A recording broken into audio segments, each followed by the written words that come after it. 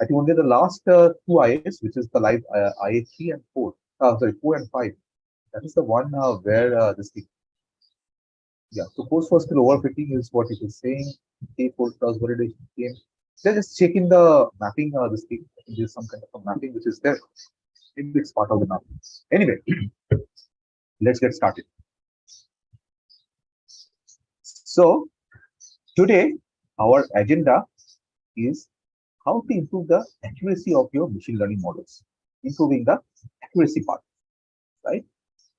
See, the problem is that, again, that is a common step which people does, that if you have been given a machine learning model, the first thing which people will try to do is people will probably try to apply one model, the models which they have learned on this particular kind of problem, depending on whether it's a classification problem or a regression problem. They'll probably apply some or the other kind of modeling technique, right? And then once that happens, what they will do is, if they're not getting a very good performance from the system, the general tendency is that I'll put in more and more models to it, right? So let's say you're using a decision tree at this point in time. So your general tendency would be that, okay, let me try a KNN or let's say a logistic regression to solve this problem, right? That is typically what happens.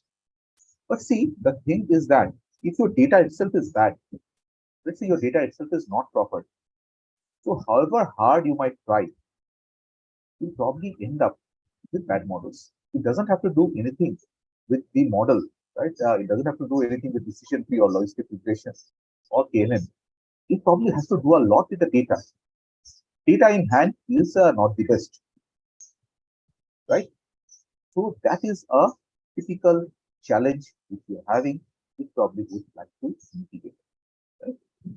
So rather than looking into multiple models, what we should try to do is that we should try to have a look into the data first and see that where the problems are, right? Okay, that is the first thing. Now, improving the accuracy of machine learning model. How can we improve the accuracy?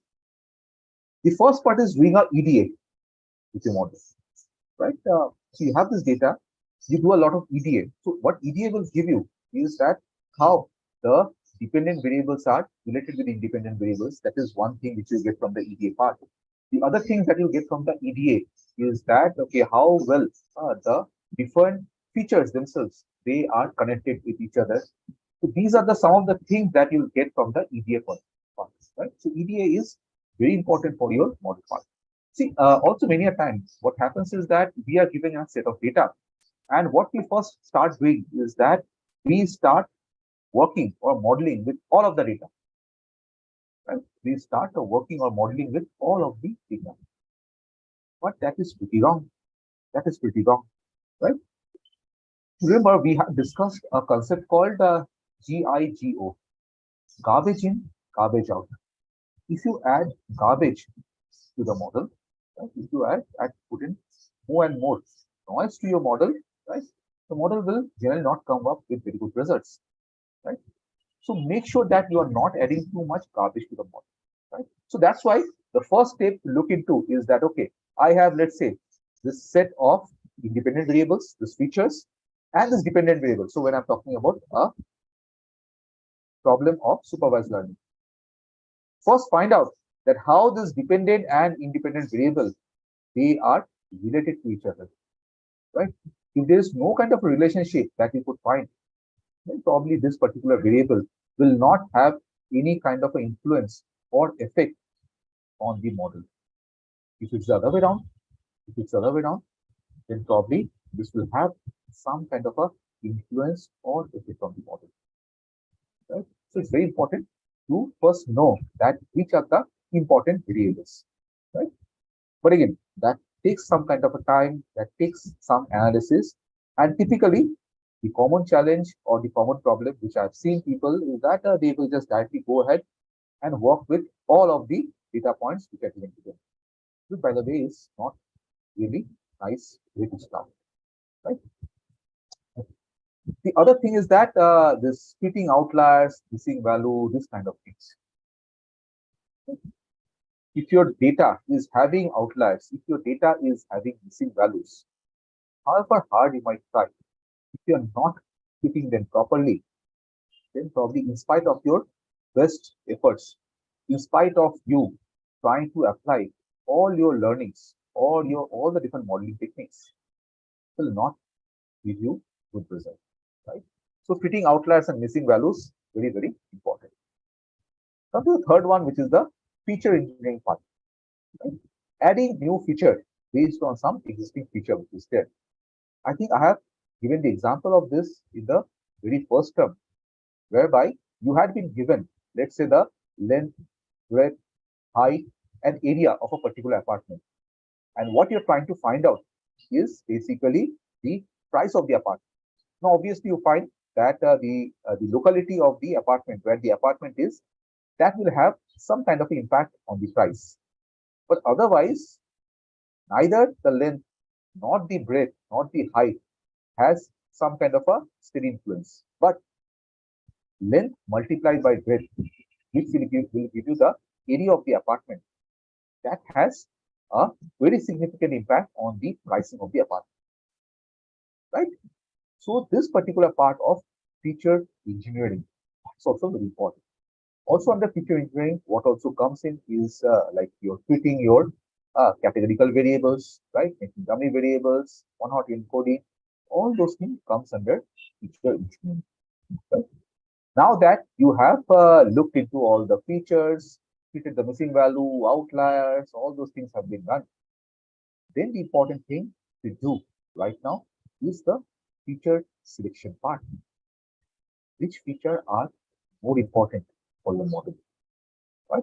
Rather than bombarding the model with all the features, find out the important features, the ones which will make sense in your model, and use them in the process, right? So that's the feature selection part.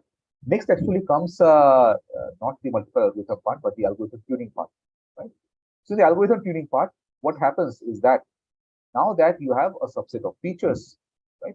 You try to tune the algorithm, try to ensure that the depth of the algorithm, the depth of the tree, let's say, or example, the number of leaf nodes, the selection mechanism used, those things are fine-tuned so that you get a better performing system, right?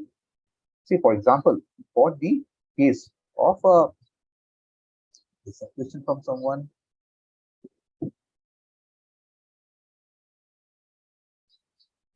Okay, so somebody is having a question. Engineering means aggregate features and selection means to eliminate unnecessary features. See, I mean, this whole this feature engineering, generally it will mean basically you're fitting the other things like fitting your this the categorical variables, right? Getting new features in the process, right? In fact, some part of the outlier treatment, missing value treatment, that's also something which comes in. Say, for example, you have some values which are like outliers, missing values, right?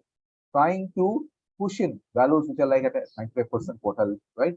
Or like values which are Z plus minus 2 sigma, right? Keeping them with those values, that also loosely comes under feature engineering, right?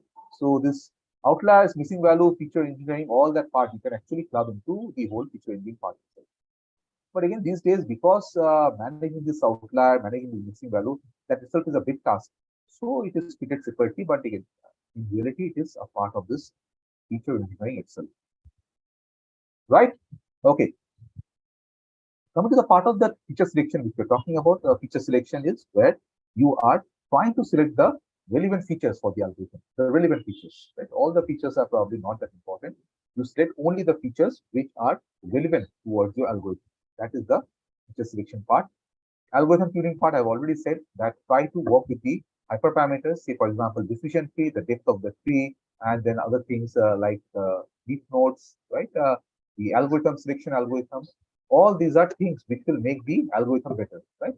We have done KNN, so the value of K, right? Those will form a part of this algorithm tuning part, right? So that's also a very important thing to do for your problem, right? And then when all these things are done, that is probably the part when you shift your focus to using multiple algorithms, right? So you have probably worked a lot with, let's say, decision tree. let's see how logistic regression works on the same data set, same problem, right? Right? Those kind of a things we try to do, multiple algorithm, right? And then finally, the last thing which comes in is something called as a ensemble learning, right? So this is exactly the process which happens. Okay, now I'll talk more about this individual part. The first thing is adding more data. Now the question is which kind of a data to add. So let's say already in your problem, you have data which is pretty skewed. So let's say that it's a classification problem where there are two classes A and B. A is 90% of the data, B is 10% of the data. So A is 90% of the data, B is 10% of the data. So which type of a data to add? If these are the two classes and already one class is misrepresented, like it has so little features. So try to add data from the class which doesn't have too many values. So here in this particular case, rather than adding more of a data set, more of adding examples from A, it's better that you add more examples pertaining to B, right? Also, please make sure that you don't hook up the data, right? The data should come from the same population, right? And then also try to ensure that whatever data you are adding, uh, take a look and see that you are not adding too many outliers into the data set, right? Because again, if you're adding too many outliers, you'll once again you'll have to treat those outliers and that whole process will settle. Right? So don't add this outliers to the data set. So again, when I'm talking outliers, this will mainly concern the features, right? Okay. The other part is the target should not unbalance the data. We've already said that, right? If you already have, let's say, data type A and data type B, right? Where data type A, like in class type A is constituting 90%, class type B is constituting 10%. If that is already the case, right? So make sure that this target should not unbalance the data, should not unbalance the data. What does it mean? That if you add more and more data points pertaining to A, what might happen is that slowly you might find that A right now is 93%, whereas B is 7%. So when you will build your model, you'll find that the model is doing very well on the part A, but not doing very well on the part B, right? So that is a typical challenge that you might have, right? So target should not unbalance the data set, right? Which type of target to add, and then more data variety, right? See, that is the part where your EDA will come in. So when you are doing your data exploration, right, let's say, for example, for some of the features, you're finding that there is very little data for some particular features, right? So which means that when you are adding more and more data pertaining to those particular features, if you're not adding too much data pertaining to those features, what might happen is that whenever you're building a model, this particular feature will not be well represented, and it might not do a good job in terms of identification, right? So first is that this target should not unbalance the data, and the next is more data variety for the target. Okay? The third thing which we generally don't do, we don't do because again the problem is that it will take a lot amount of time, right? If you have to do it individually, but nevertheless it can very well be done. Basically for the homogeneity. Now what does it mean? Okay? So when I am looking into the data set from the population data set,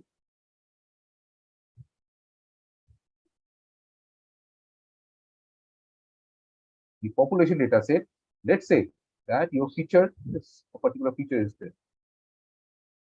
And in this particular feature, right, let's say feature 1, feature 2, and feature 3. So feature 1, let's say, is a categorical variable, right? And it is having, let's say, 20% of trait 1 and 80% of trait 2, right? Feature 2, when you are taking the feature 2, let's say that is numerical. So it is numerical, it is continuous. Let's say on some particular thing, let's say age of people. The average age which is coming as, let's say, 35. And likewise, feature 3, let's say it had 40% E1 dash and 60% E2 dash. This is what is happening in the population, the original population. Now, when you're considering the sample, right? So in the sample, you find out that when you have taken the sample, right? So here it was 20% P1, 80% P2. You've probably seen that 50% P1 and 50% P2 has come in. Right? Here the mean of the age was 35, but when you took the sample, the mean age you got as 27. Right? Similarly, some kind of unbalancing happening here as well. Let's say 20% P1 and 80% P2. Right? So whenever these things are happening, right? So what is happening is that you had some kind of characteristics in the population, some kind of a aggregate behavior in the population. But that characteristics, that aggregate behavior is not well represented in your sample. Right? Your population is saying something, your sample is saying something different. It's a problem. That's a problem. So typically what we do is that we run some kind of a hypothesis testing on the sample and try to ensure that whatever I have observed in the population, the overall population characteristics, that is also well represented in that of the sample. Right? So this is the part which pertains to adding more data. Right? We just think that okay, randomly we can just add some data. If there is little data, we'll add data and my problem will get solved. But no, as you can see, that is not how it happens. Right? You have to do a lot more.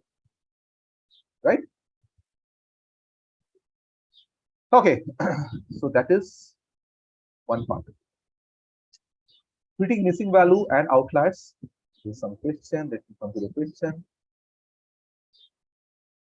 Shikha is asking more on the data variety part. Okay, go back.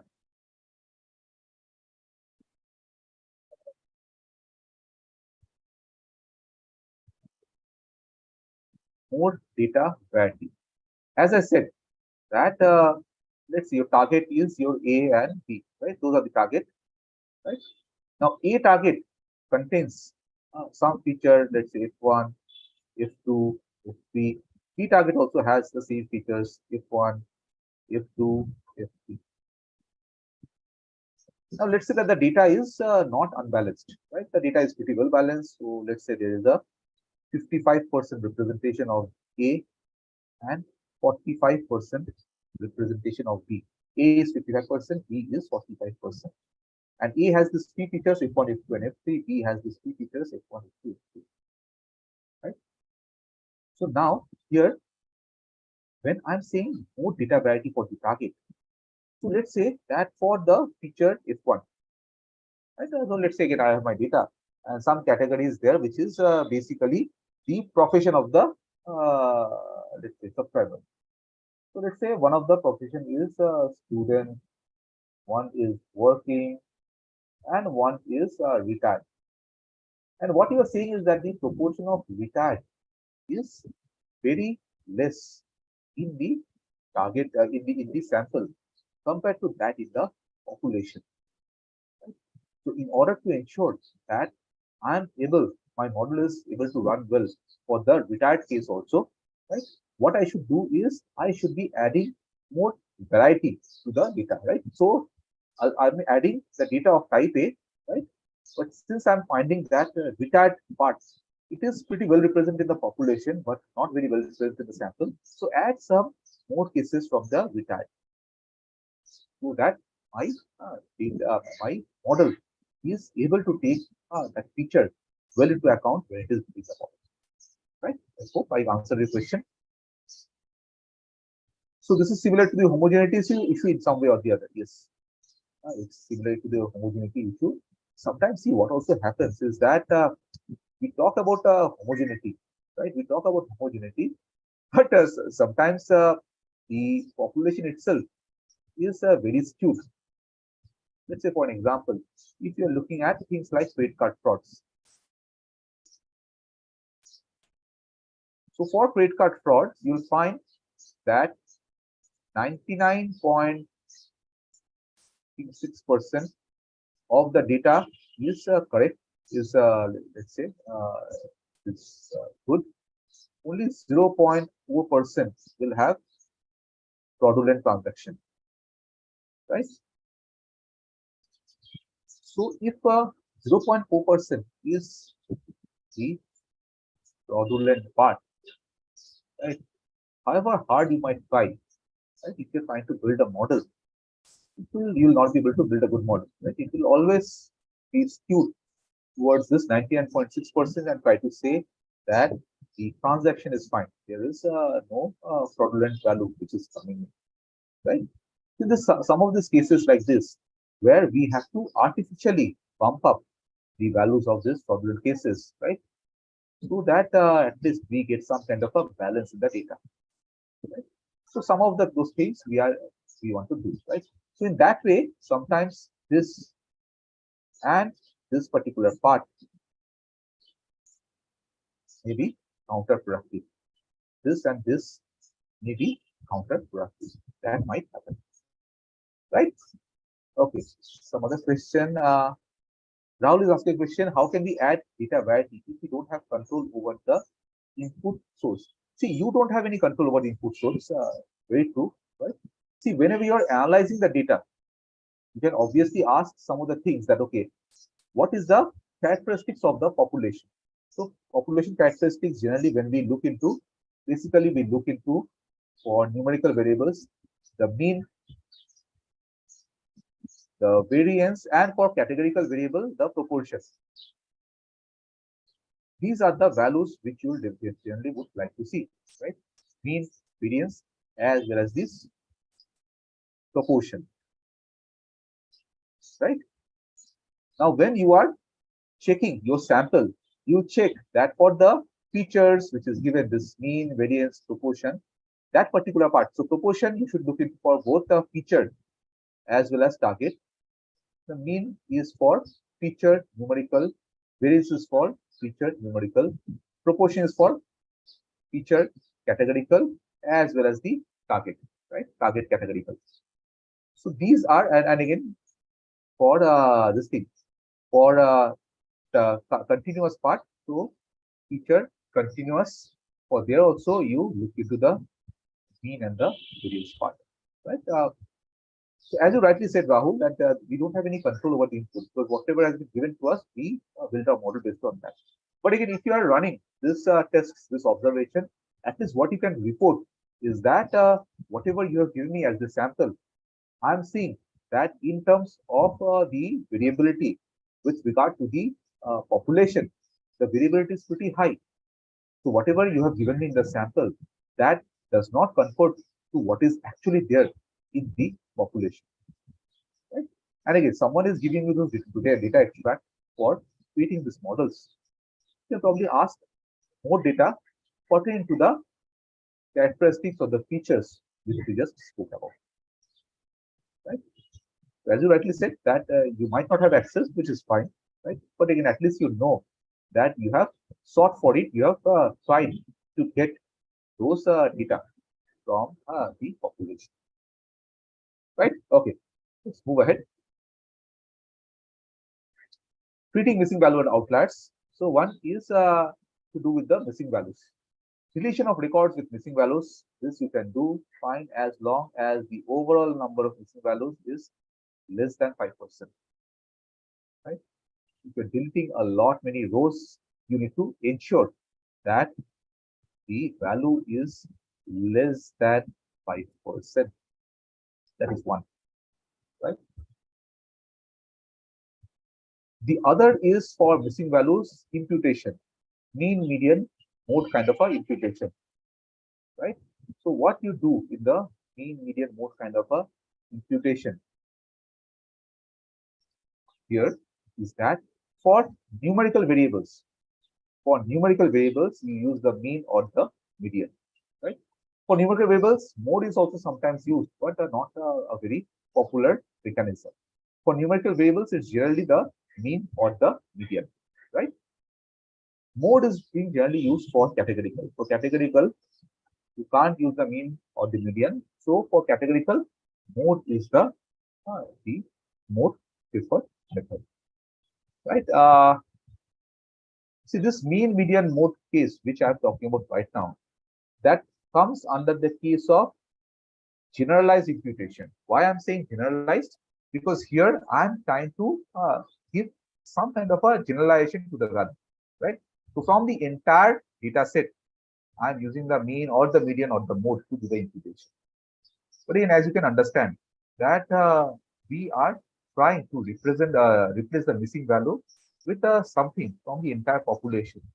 And the cases where the values were missing, they might not conform to the exact central tendency of the population or of the sample. Right? So there comes something called as a similar case imputation. So remember, we have done KNN, right? K nearest neighbor. So what we try to do is here for the record which is missing, where the values are missing, except that particular feature, right? We use all the other features which are present and try to find out records which are similar to this one. And once we have got some similar record with respect to the record that we have in the hand, to the data from the similar record, right? If we are using the mean or the median, we are using the mean or the median from that similar record and putting that into the population, into the data set, right? So rather than doing a generalized one, we are using something very specific, which is the similar case imputation part, right? Okay.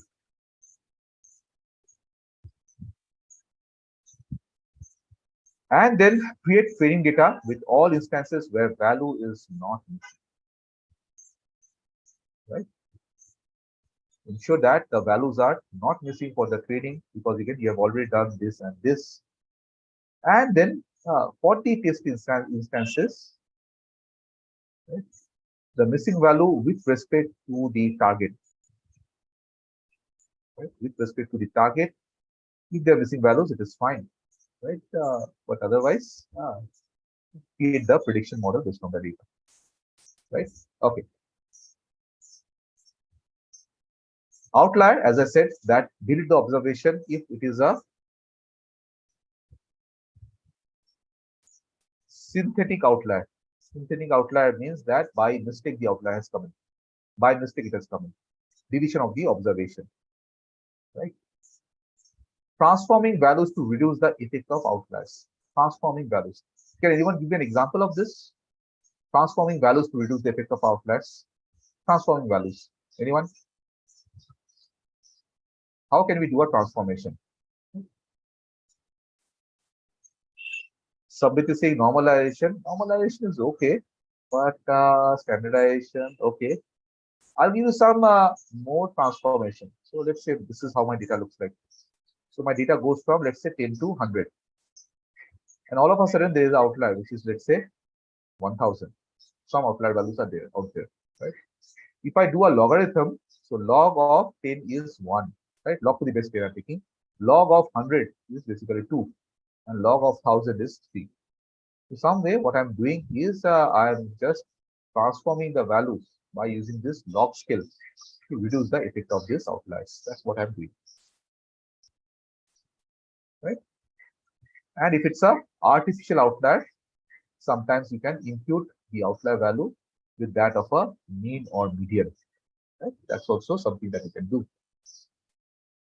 And then treat separately if it's a natural outlier, right? Natural outlier, what is the example of natural outlier? You have spoken, right? So for example, people in the organization, the salary of the people in the organization, the CEO kind of people, they'll be having a very high salary. Right? People like the CEO will have a very high salary. So if it's a natural outlier, so let's have something like a flag variable.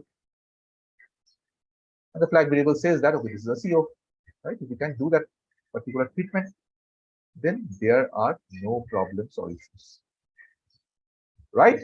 Okay. The other thing which we are talking about is this feature engineering part, changing the scale of the data, right?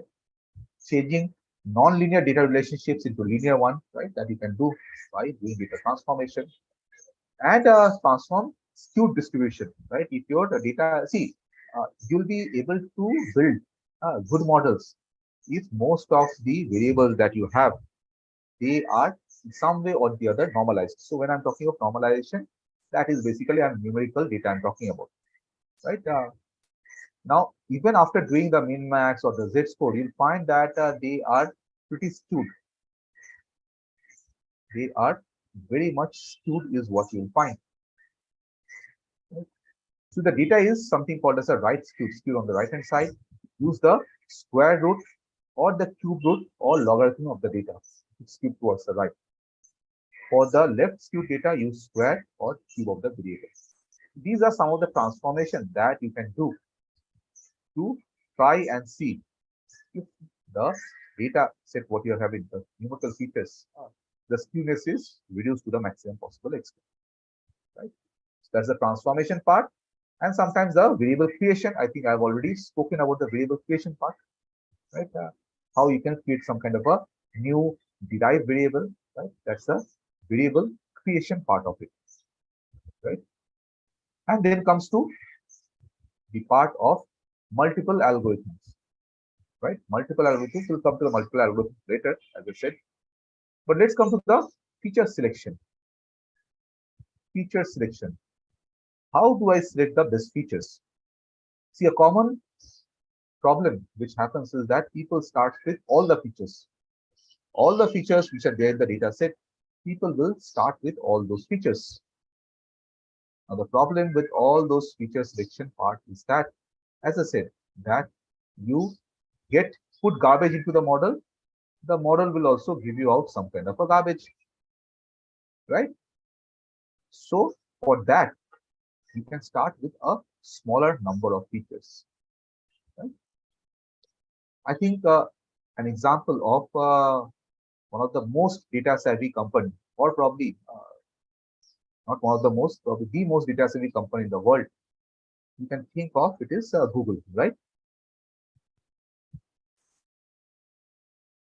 But even what happens is when Google also starts creating some kind of a model, some kind of a prototype, what it does is that it starts with a very small number of variables, maybe 2 to 4 variables is what it looks into, right? In most of the cases, it's 3 is the number of variables that Google looks into to start off the problem. To create some kind of a baseline, and then what it does is that it adds more and more features, right? More and more data point, and try to see that if it can better whatever it has already got.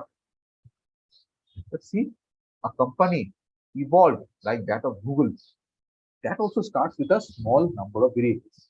Because the problem is that if you start with a large number of variables, you'll get lost, right? Okay.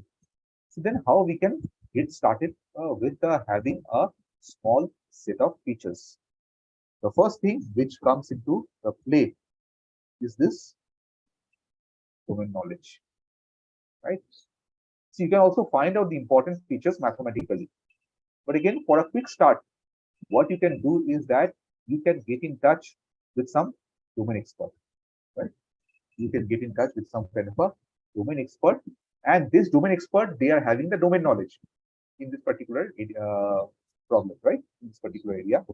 And these domain experts, what they will do is that try to tell you that, okay, since you're trying to solve this problem, these are probably the features that you might start your problem with, right? So immediately you get a jump start to your problem, right? Rather than looking out for which feature will be important and breaking your head on that, you immediately get a jump start domain knowledge, right? That is one. Two is this statistical parameter, right? Can anyone give me an example of the statistical parameter part? Example, anyone? Statistical parameters, any examples? Okay, some answers are coming in. Correlation, very good. So correlation is one of the statistical parameter. Anything else? Standard deviation, variance, okay, okay. Anything else? Anything else that comes to your mind? Anything which we have just learned? Just learned, anything which we have just learned? Chi-square, very good. Right. So this chi-square is also something that we can look into to find out the best feature. And again, as your friend said, correlation, right? Those are some of the things which we can do with the data and try to find out the best set of features. Right? The other is also to do with data visualization. Right? So visualize the data and try to see that from the visualization with respect to the target variable, which all features are coming out as important or significant, which all features are having more effect on the prediction part, on the target part. So use those features. Right? So that is the feature selection part.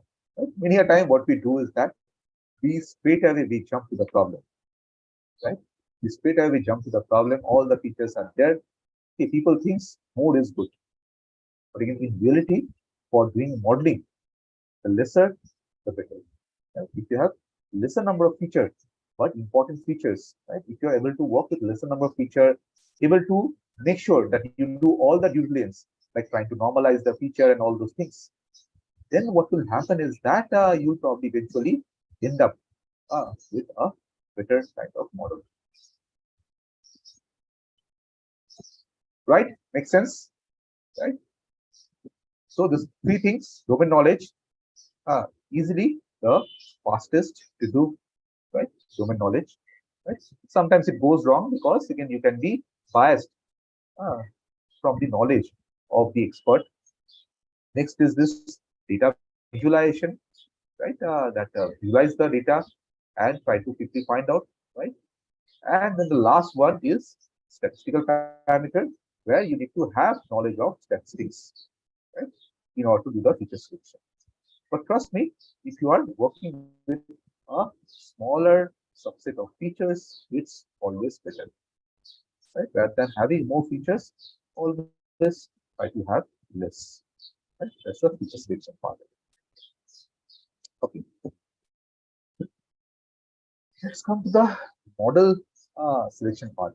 How do you select the right model? Right? How do you select the right model? How do you build the good model? Right?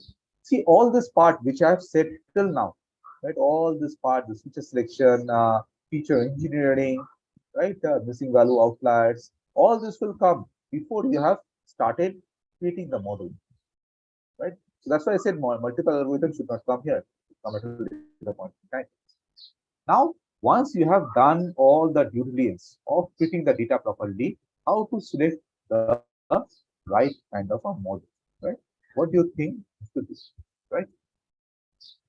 So what does it mean, right? When I'm talking about the best model, so I'm basically talking about the best model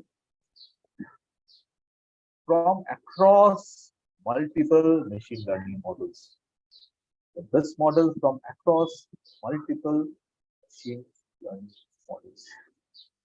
That's what we are trying to do. So what does it mean by a best model? Right?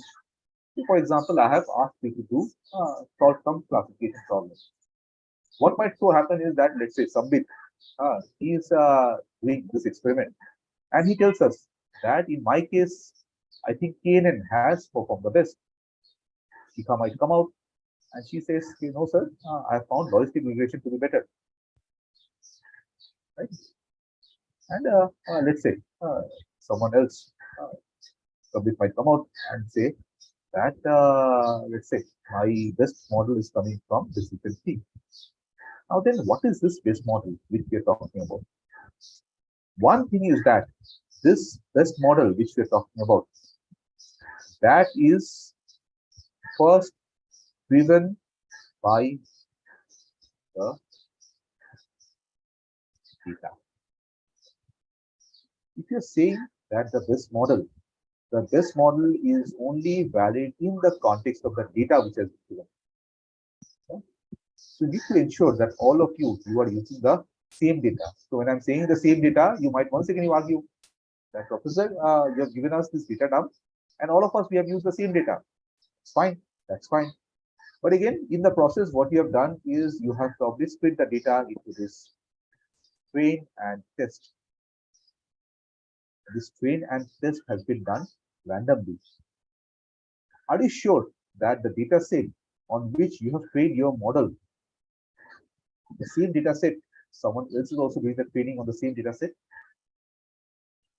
You can't be 100% sure, right? That's a problem. Only if you have been given this train and test separately. So this is my training data and this is my testing data separately, so that the training data is same for everyone and the testing data is same for everyone. That is probably when we are talking apple to apple. But otherwise, if your train and test data, that sample varies, then chances are that different people might come up with a different model for the same problem, and everyone will try to think that it is the best model. So first learning is that the best model is only valid in the context of the data which has been given to you, right? So that is one part. So as I said, best model is subjective and can change from problem to problem, data set to data set, and even from sample to sample, right? Even from sample to sample. Typically, when you first start off, what you can do is that you can say that this model which I'm talking about, right? This particular best model which I'm saying, this best model is based on the business problem.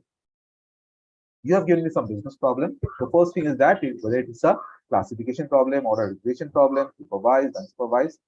So that will first have you getting a subset of the models that probably you try to apply on this data. That's the first part, right?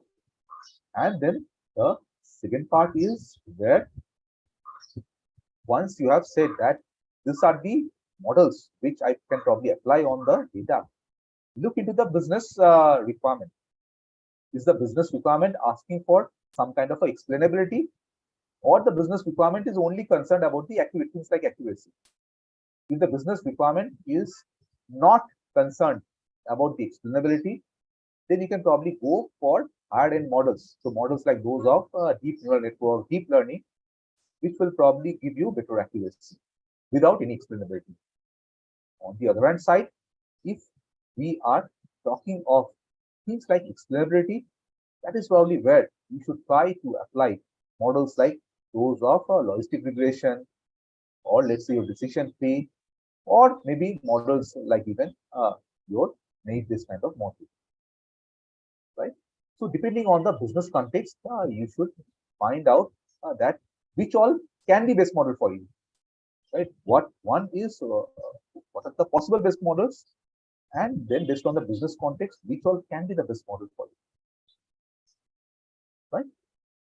And then thirdly, right, what will happen is that from your selected list of best models, possible best models, so possible best models based on the business context, based on the data set which is there, right? From the possible best models, find out that which is the actually best model, right?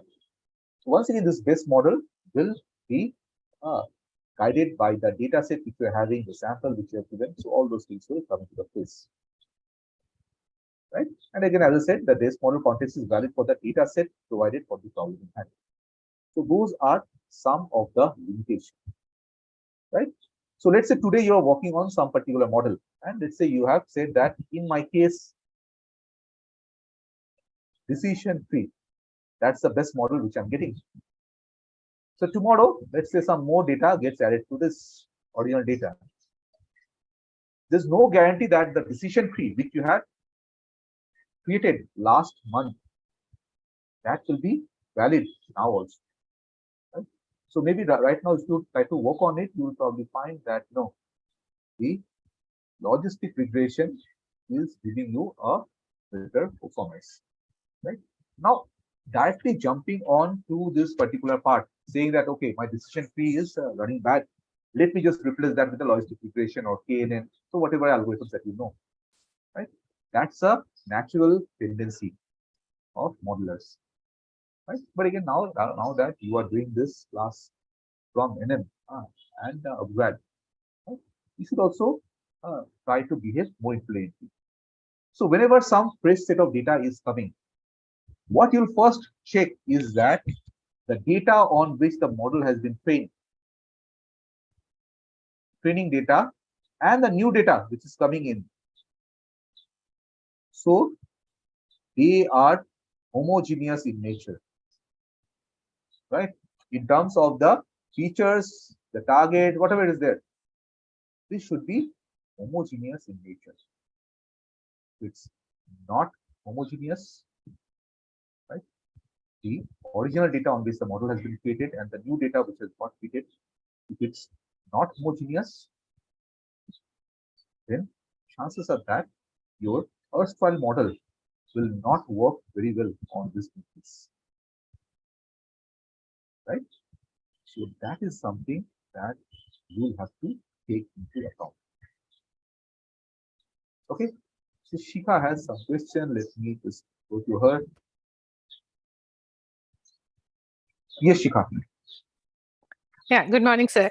So the question I have is about the train and test data, and also like actually it relates to the previous topic where you were talking about what all one has to do with the data set, like feature engineering, transformation, etc., missing values and outliers.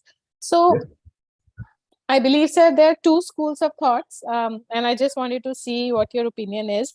So once you have a data set, where you have to select both training and test data, right? Whether it is even if there is a separate test data that might come later, leaving that out. So when we do any kind of feature engineering, feature transformation, missing value treatment, or outlier treatment, should we do it first, split the training and test, and then do everything separately on training and separately on test, so that there is no sort of data leakage between the two? Or is it okay to treat everything together and then split the data? Okay, very good. So yeah, any other question that you have? No, sir, this is it. This question. Okay, very good question, because I don't have the answer for this, right? Okay. Okay, so one school of thought is that okay, you are already having the entire data, and on this data only you are going to do the train, test, everything, right? That's one school of thought. So again, since we are already having the entire view of the data, even before we start the splitting process, let's first split it, right? All those missing values, outliers, right? We do the treatment, even the min max and all those things. We do it on the entire data set, and then probably after that we'll split. So that is one school of thought, right? The other school of thought, as you said, is that in my real life scenario, right? Because I'm having something called as a test data. So in real life also I'll be having some test data, and this test data will be unseen to me, right? So let me behave in the same way in which I would have done in the real life scenario. So where all the treatment which I'll do on the training data itself, right? I'll not consider the parameters from the test data while doing this. And when the test data comes in, I'll analyze the test data. I'll find out whether the missing values and all those things are there or not. And then whatever value I have derived for those specific values from the training data, I'll probably use those values to impute it. Yeah. So these are the two school of thought. Okay. I can't say that one is better than the other, but really? Okay.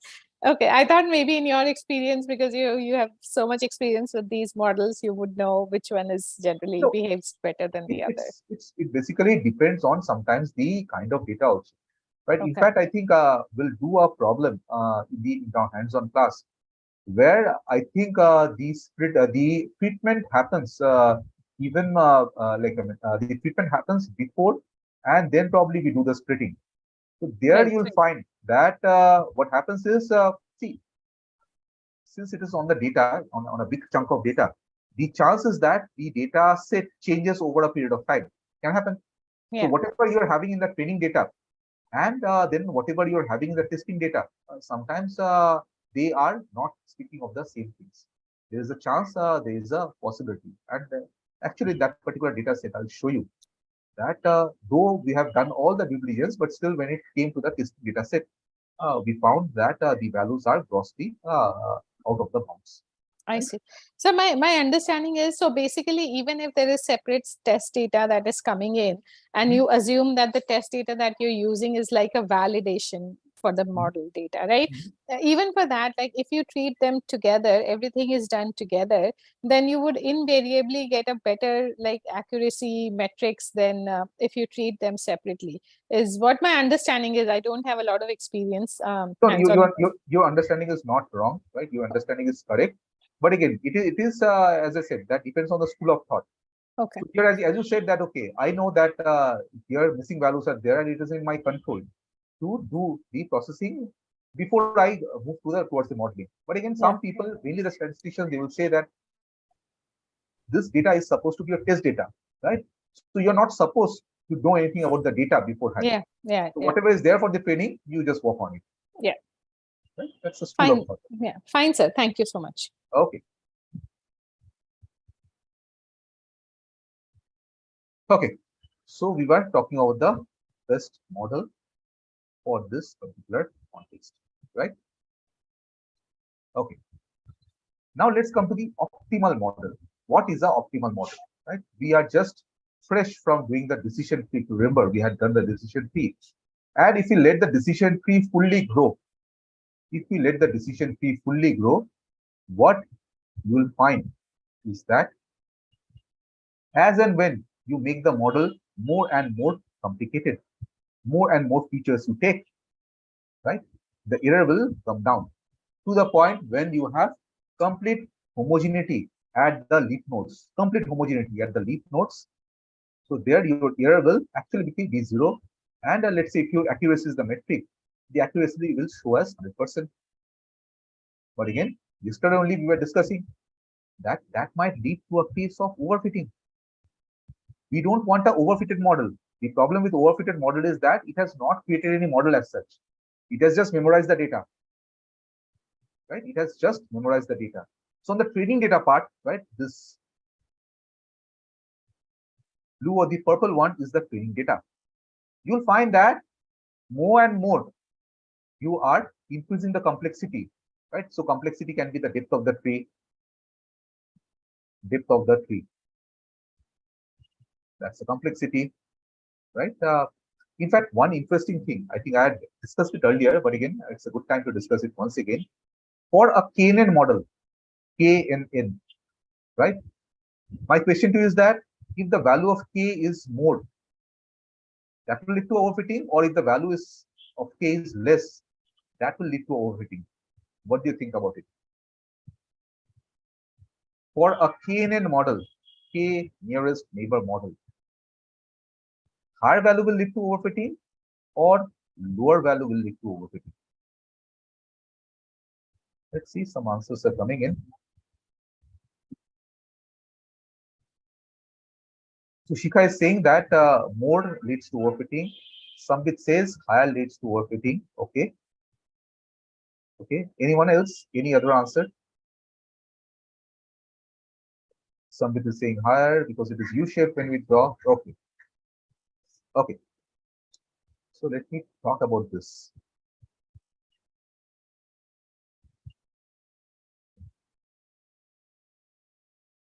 K equal to all. All the data points are my neighbors. If I take K equal to all, then what happens for my prediction? K equal to all. K equal to all. Then what happens for my prediction? What happens for my prediction when K equal to all?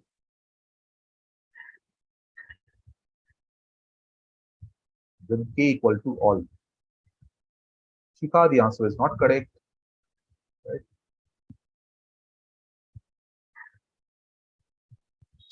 Rahul is saying it's the average. And that's the correct answer, right? So it's the average, or when k equal to all, I take the maximum classes. Average is when I take a regression problem, and the higher classes, like the class which is more represented, or the modal value, that is when it's a categorical problem, right? Now, see, the problem is that if you're taking k equal to all, we are basically going for an underfit model. The average performance I'm looking into, right? Whereas if I take k equal to 1, if I take k equal to 1, the problem which happens is that it gets too much disturbed by the next point's values, right? So for a KNN model, as Shikha right now pointed out, k equal to 1 is basically overfitting, and k equal to all is underfitting, right? Again, very trivial question which sometimes the interviewers might ask you if you're sitting for interview, but again, just for your knowledge. Okay, so let's come back here. This is where I'm having training data. And again, as I said, that if you increase the complexity, so let's say for a decision tree, if you increase the depth, you'll find that the error comes lower and lower. We have already seen that yesterday, right? That as I push the depth of the decision tree further, the error comes down, right? Okay, so that is for the case of the training data. But for the validation data, or again the test data, sometimes say, people say, you'll find that initially when it is an underfit case, so on both the trading as well as the validation, the error is pretty high. But as and when you are increasing the complexity of the model, right, error for both the cases, it comes down to a particular point, and then after that, as and when you are increasing the complexity on the trading data, the error still goes down. But on the validation data, what happens is that it comes down to a certain point and then it starts shooting up. So this particular zone is where your optimal complexity of the model lies. Optimal complexity, right? See, again, now that you have graduated from machine learning 1 to machine learning 2, in machine learning 1, I told you that the point where the validation data, if you remember the KNN modeling that we have done, the point where the validation data gives the lowest value of error, that is when your optimal model should lie. But now I'm changing my statement a little bit. I'm saying that not at the point where the lowest value lies, but in and around the area where the lowest value is, that is where my optimality is. Now, why I'm saying in and around that particular part? See, if you remember, we also talked about something called as a consistency of the model, right? The problem with this overfit model is that it will be very well on the training data, on the validation of the testing data. It will probably give me some very misleading kind of answers. Sometimes it will give you good answers, sometimes it will give you bad answers. Okay. But see, for the case of an underfit model, consistently it gives a bad result. Consistently, the error is high, right? But again, that is pretty consistent. But for the overfit case, the problem is that for the training data, it is pretty consistent. For the testing data, it is pretty inconsistent. So we are looking at some kind of a consistency. So what we are going to do for this consistency part is that we are going to look into this particular zone where probably we have got the lowest error for the validation of the test data. And in this particular part, the lowest error part,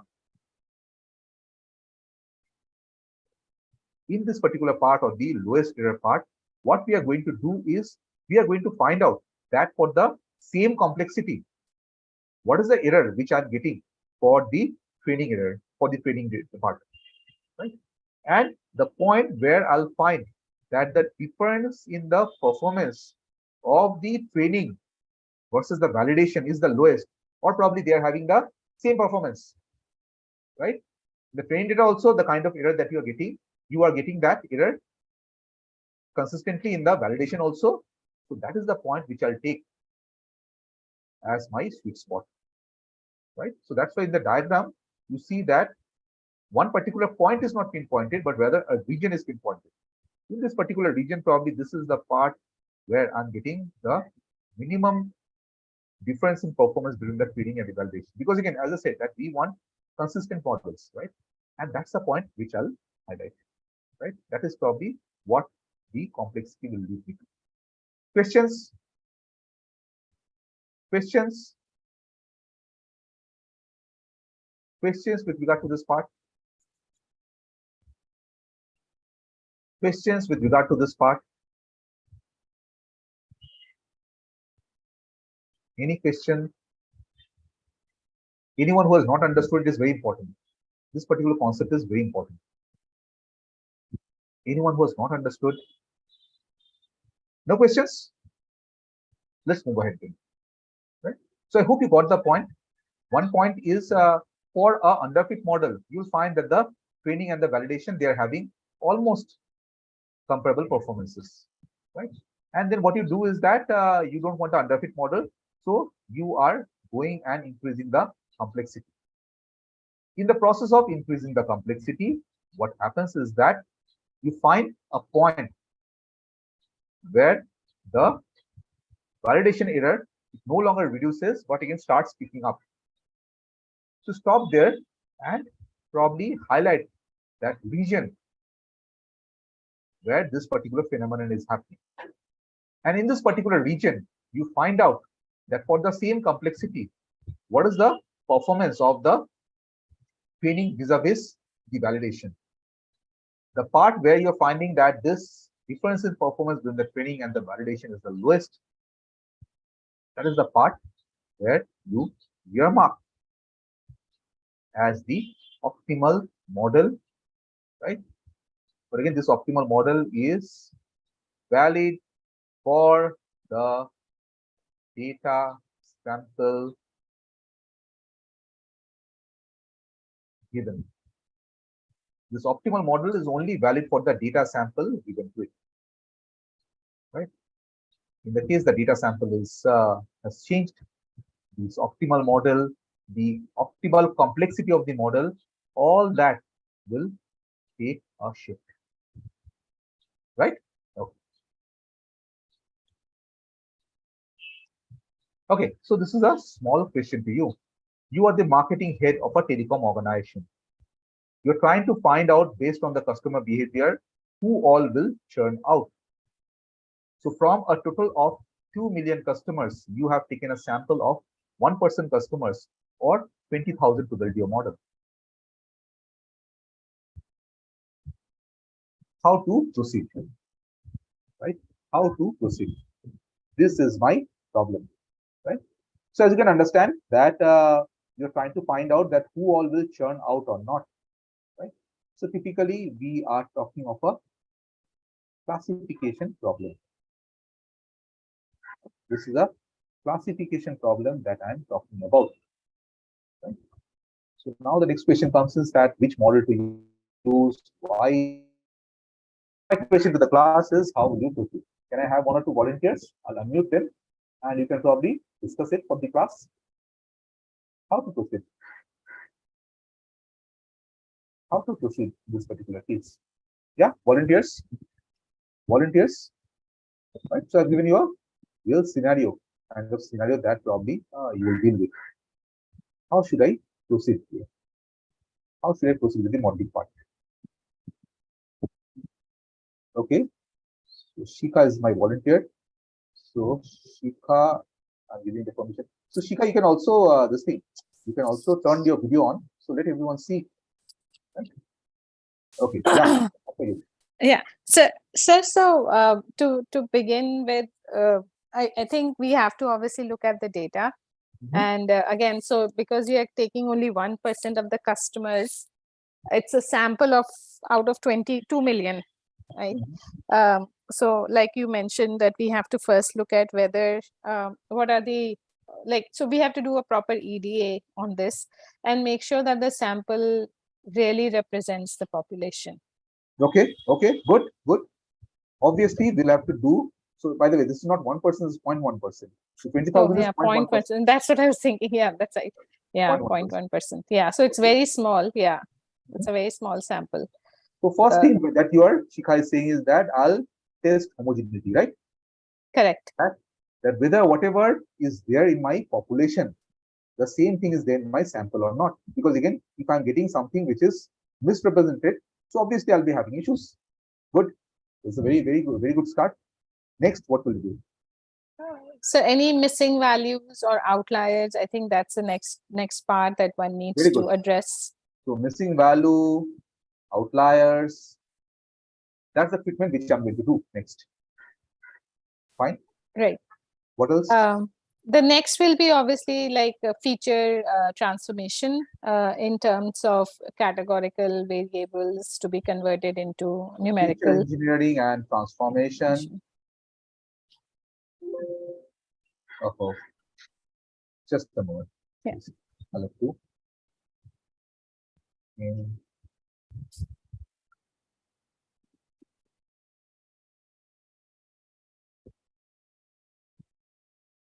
Sure.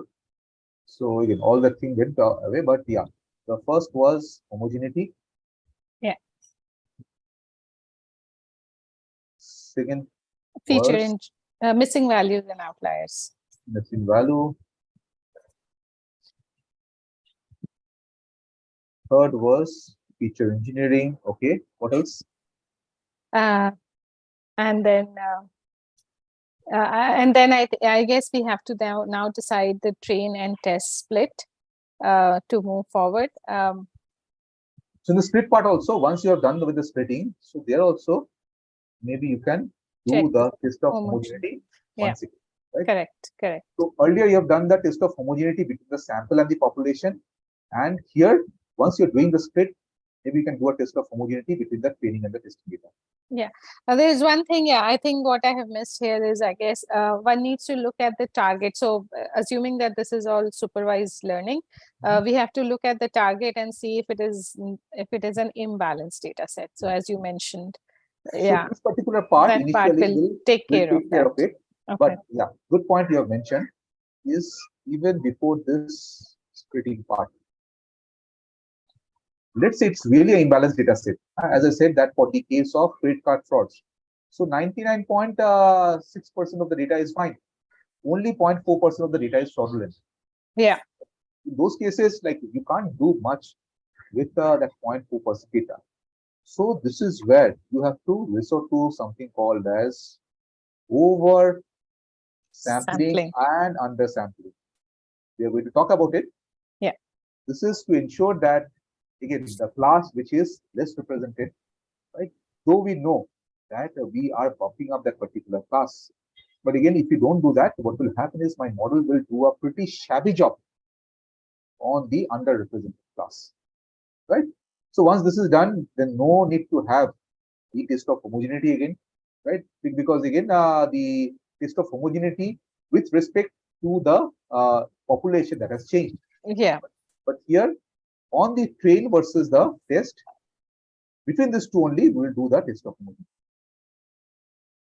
Correct. In this particular state, we'll do the test of homogeneity, and then probably we'll proceed for the modeling. Right? So just before you go for the modeling, all these steps you have to do. Yeah, Shikha, you're saying something. So the question I have is, so suppose, yeah, we have undersampled, oversampled the data, and then we were able to bring the target to, like, say 20% and 80% between two classes. Like, do we oversample and undersample to the extent that it has to be 50-50%? No. That's a very bad idea, actually. Yeah. Because I'll tell you that how this oversampling and undersampling happens, then you'll realize that, because this process itself is again, natural. I mean, you are moving out from the natural and trying to get more bias into it. Correct. So, yeah, that's the problem which is happening. But again, thanks, Shika, for your help. Okay. So these are some of the questions to answer. Do analysis of the data. What technique you considered? Design your experiment plan. Keeping your model. Can you better the existing model? How do you ensure that the model is generalized? Selecting the model across multiple models. These are some of the things that you need to do, right? When you are doing creating the model So this is what you are going to do. The data analysis, what is the type of the target variable, so categorical, how many data points you have, data consistent or too many outliers, does the data missing value, is the data balanced. So these are some of the data analysis that you're going to do, right? Techniques to consider, is it a classification problem or a regression problem, right? So based on that also your model will change, right? So first is this data analysis part, right? Next comes something called as a model fitting, right? The first point which is blowing out here is called this bias and variance. What exactly is this bias and variance, right? Let's try to look into that, right? This bias and variance. What exactly I'm looking into out here, right? Okay. See, before we go for this bias and variance part, let me tell you something that hardly you will get models where there is no error, right? See, we humans, we also make error, and machine learning is nothing but fitting the machine to learn the way in which we humans learn. Now, it's a different problem altogether that we humans, whenever a problem becomes non-linear, we perform very poorly on the model. And that's one point. And the other point is that we are computationally quite slow as with regard to the computers. Right? So those are the two natural fallacies which are there. But again, if you leave that apart, hardly you'll find cases where your model is not having any error. Right? So most of the machine learning models, they will involve this significant measure of the errors which are there. Now the thing is that sometimes these errors are reducible as well as non-reducible. These errors can be reducible as well as non-reducible. What does this mean? Right? For the case of this reducible error. So reducible error means that you have probably not considered all the features properly, right? The relationship of the feature and target. There's still something more that could be done. So probably you have created some kind of a overfit or underfit model. So there's still some scope to come to the optimality, right? So that is the part of this reducible error. Come to the part of non-reducible error. Even with your best efforts, best modeling, there will be some errors which will be non-reducible. These are basically things like the random noises which are there, right?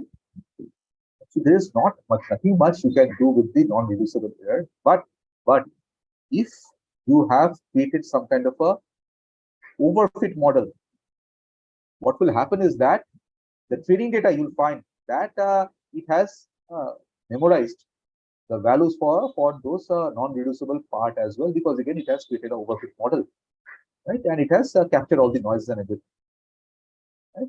But again, whenever you're going for the validation, you find that the model is failing pretty badly in the validation data.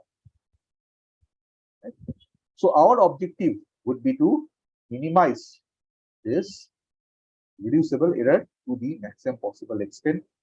Non-reducible error, in spite of your best effort, right?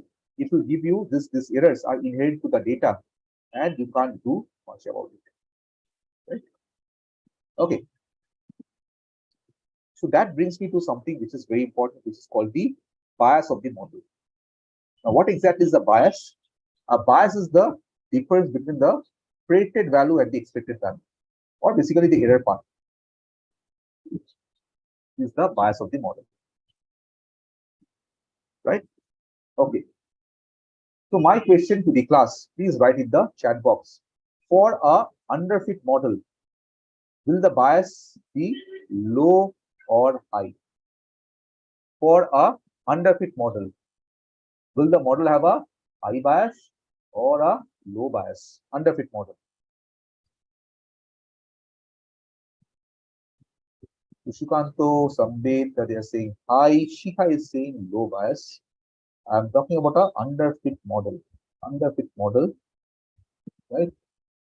Underfit model, generally the bias will be high, right? The difference between the predicted and the actual value will be consistently high for a underfit model, right? What will happen for the overfit model? What will happen for the overfit model? What about the bias for a overfit model? What do you think? Bias for a overfit model.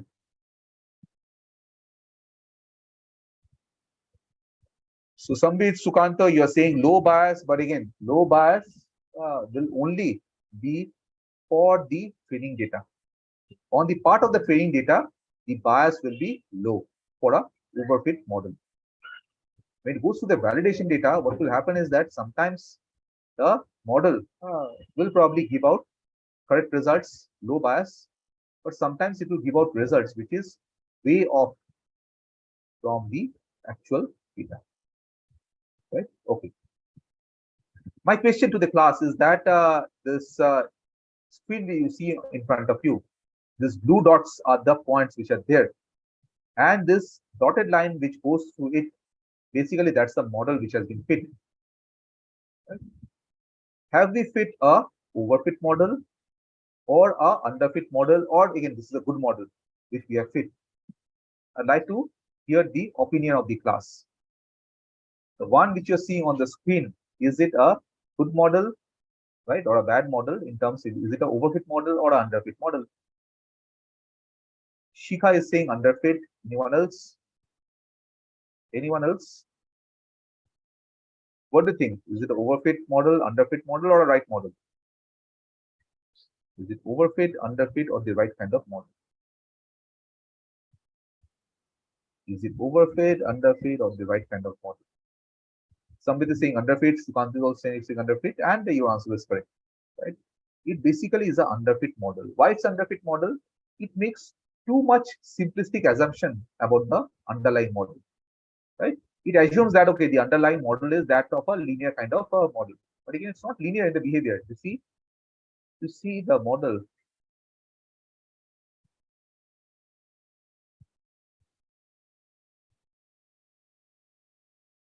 This is probably how the model behaves, right? This is exactly the case of a underfit model, right? You have made the model is more like a hyperbola parabolic model, and you have assumed that okay, it will fit a straight line. Bad thing. Okay. So see here, this particular, so again, this is also another one. This is also another one where, so this particular problem was more of a regression problem. Let me take you part to a classification model, right?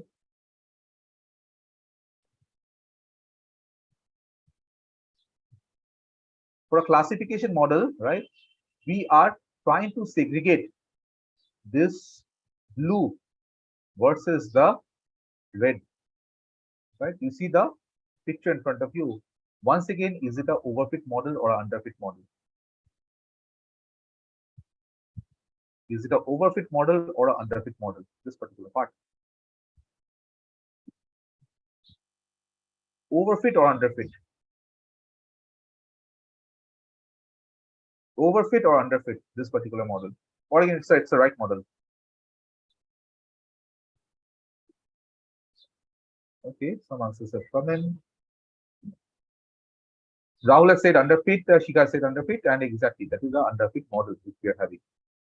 Vis-a-vis, right? So here, this has a some kind of a high biases there, right? What about this one? Is it an overfit model or underfit model? Overfit or underfit? This one is an overfit model. See, it tries to pinpoint each and every data point it is touching. And in the process, this is the model that you have created. Too complicated a model which you have created, right? So all the underlying noises which are there, this model has captured. This is not a very good model. It's a overfit model. Right?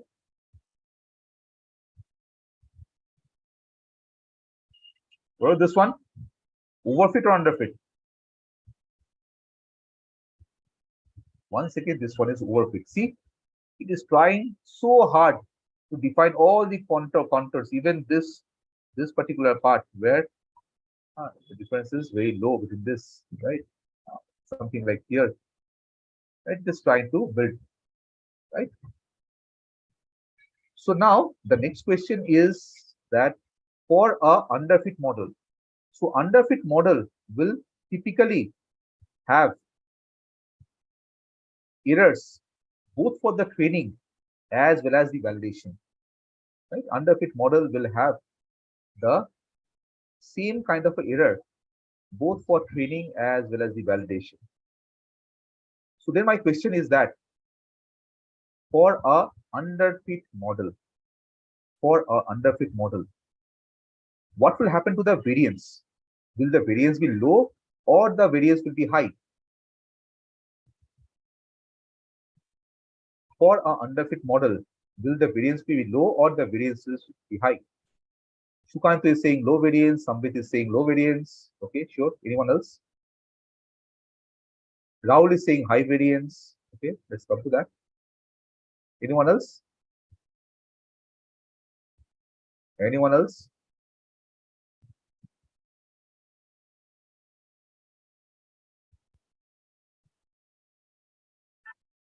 So typically for the underfit model, generally, I'm saying generally, the variance will be low. Low variance for a underfit model. Now, why this is so?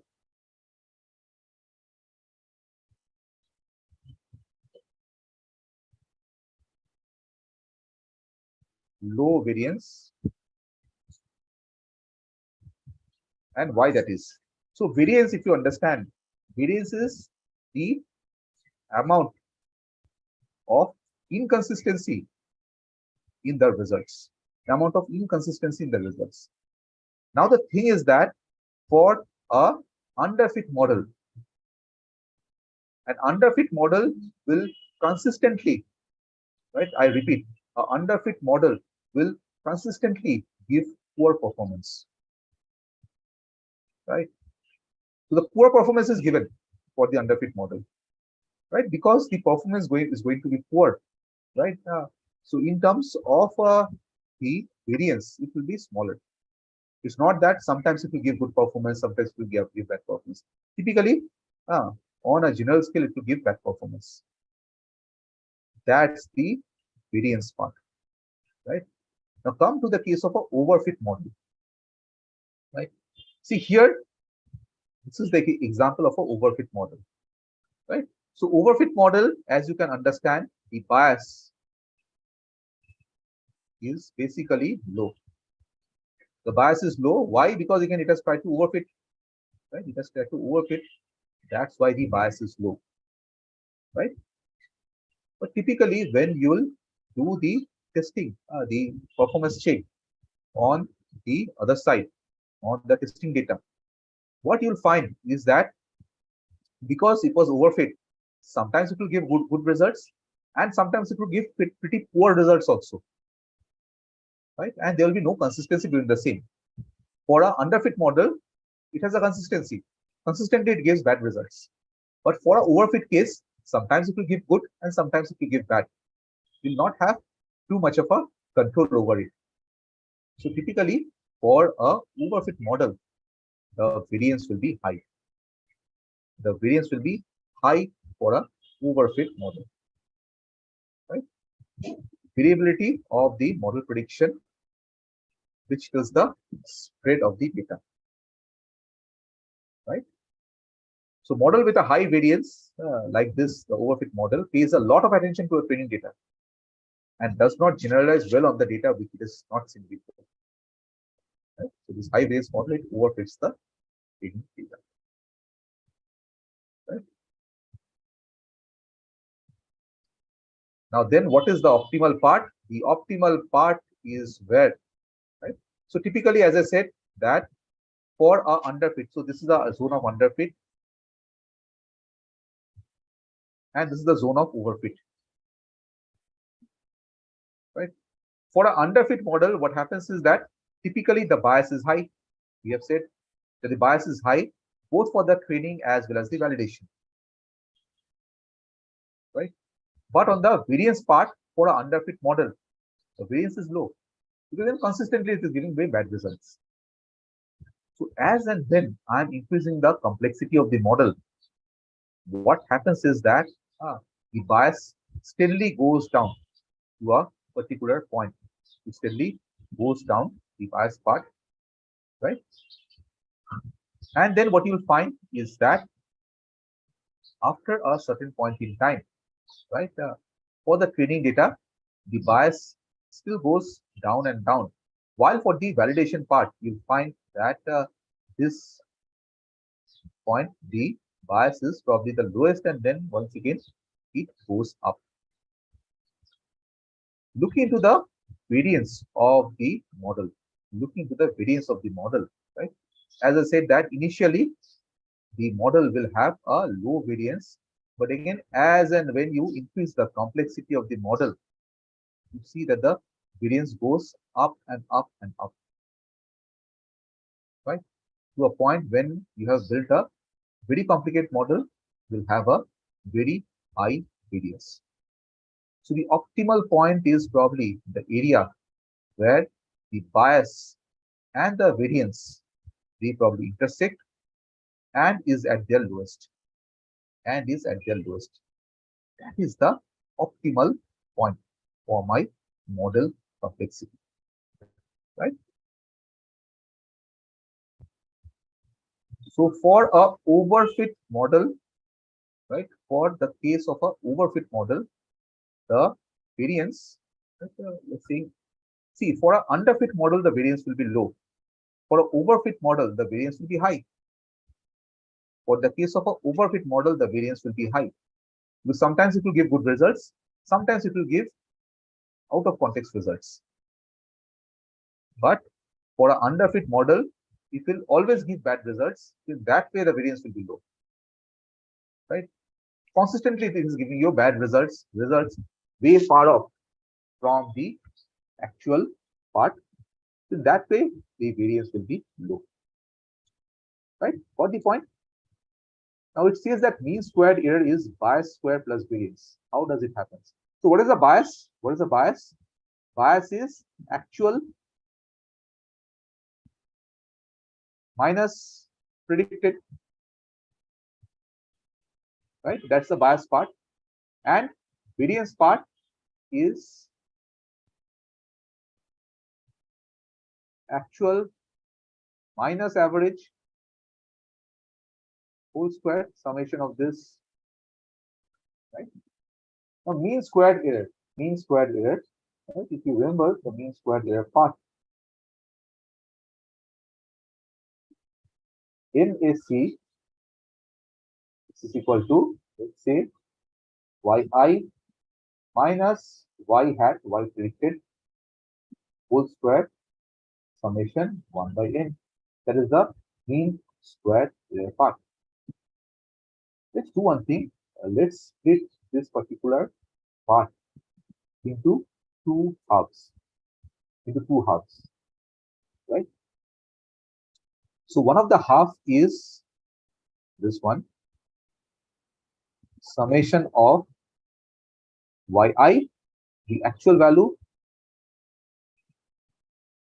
minus the average value, and the other part is the average value minus the predicted value, right? One is the average minus the predicted, and another is the average minus the mean, right?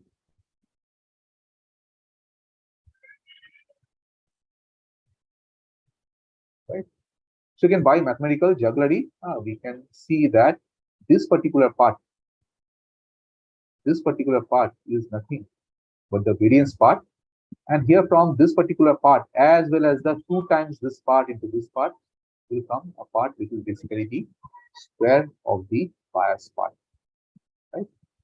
So this is what is going to happen, right? So mean square error is bias square plus the variance of the model. Okay.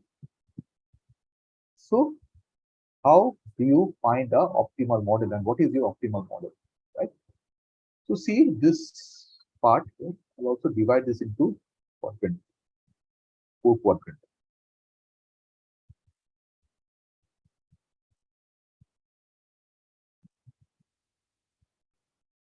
Okay, let's come to the first row. The first row, this particular part. This is where the truth is. The bullseye is where the truth is. And what is happening is that the data is always lying in this particular quadrant at a same part, right? So this particular part, you're seeing that the bias is high, right? This is where the actual value is, and this is where it is pointing to. The bias is high, right? But on parts of the variance part, you see that consistently it is giving you answers in this particular region. The variance part is low, right? Whereas if you see this one is the bias is also high, right? The average error that is getting that's also high, and it is pretty well spread. The variance part is also high,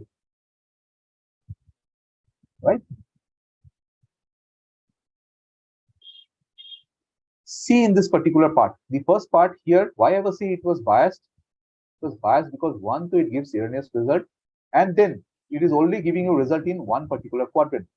Whereas again, if you're not biased, you would have also given me answers here, answers here, right? But no, it is giving me only one side of the whole thing. It is giving me the answer. Right? See this one. This one has a relatively low bias. Why low bias? Because again, it is giving me answers across all the quadrants. Right? Some error is there, but again, it is distributed in all over the places. Right?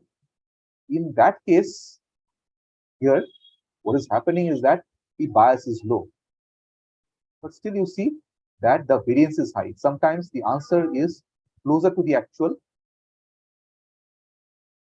and sometimes the answer is far away. So this is the actual, 12. Sometimes it is pretty far away from the center of the actual. There's the high variance. And see this one. This one is the ideal case where the bias is also low and the variance is also low. This is probably the optimal model which will try to reach to.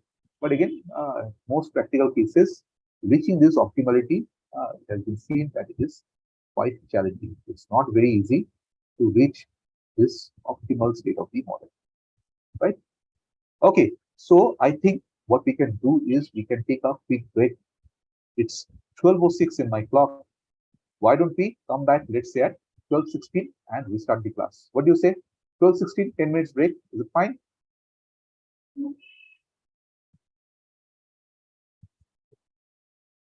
Okay, so let's say, take this 10 minutes break. Please come back exactly at 12:16 and we'll continue. Let me write it down also. 12:16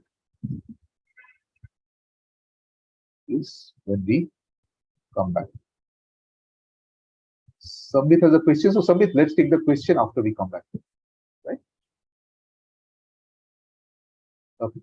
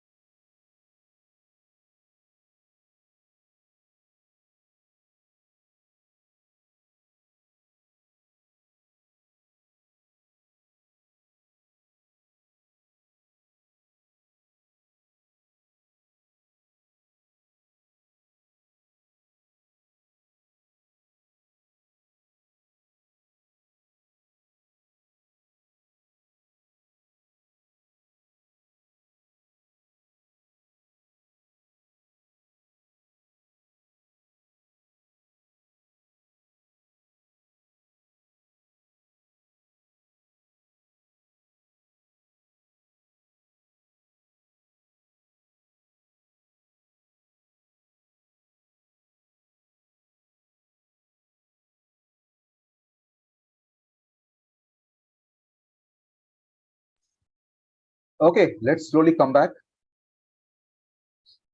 and let me project my screen also with you. Okay.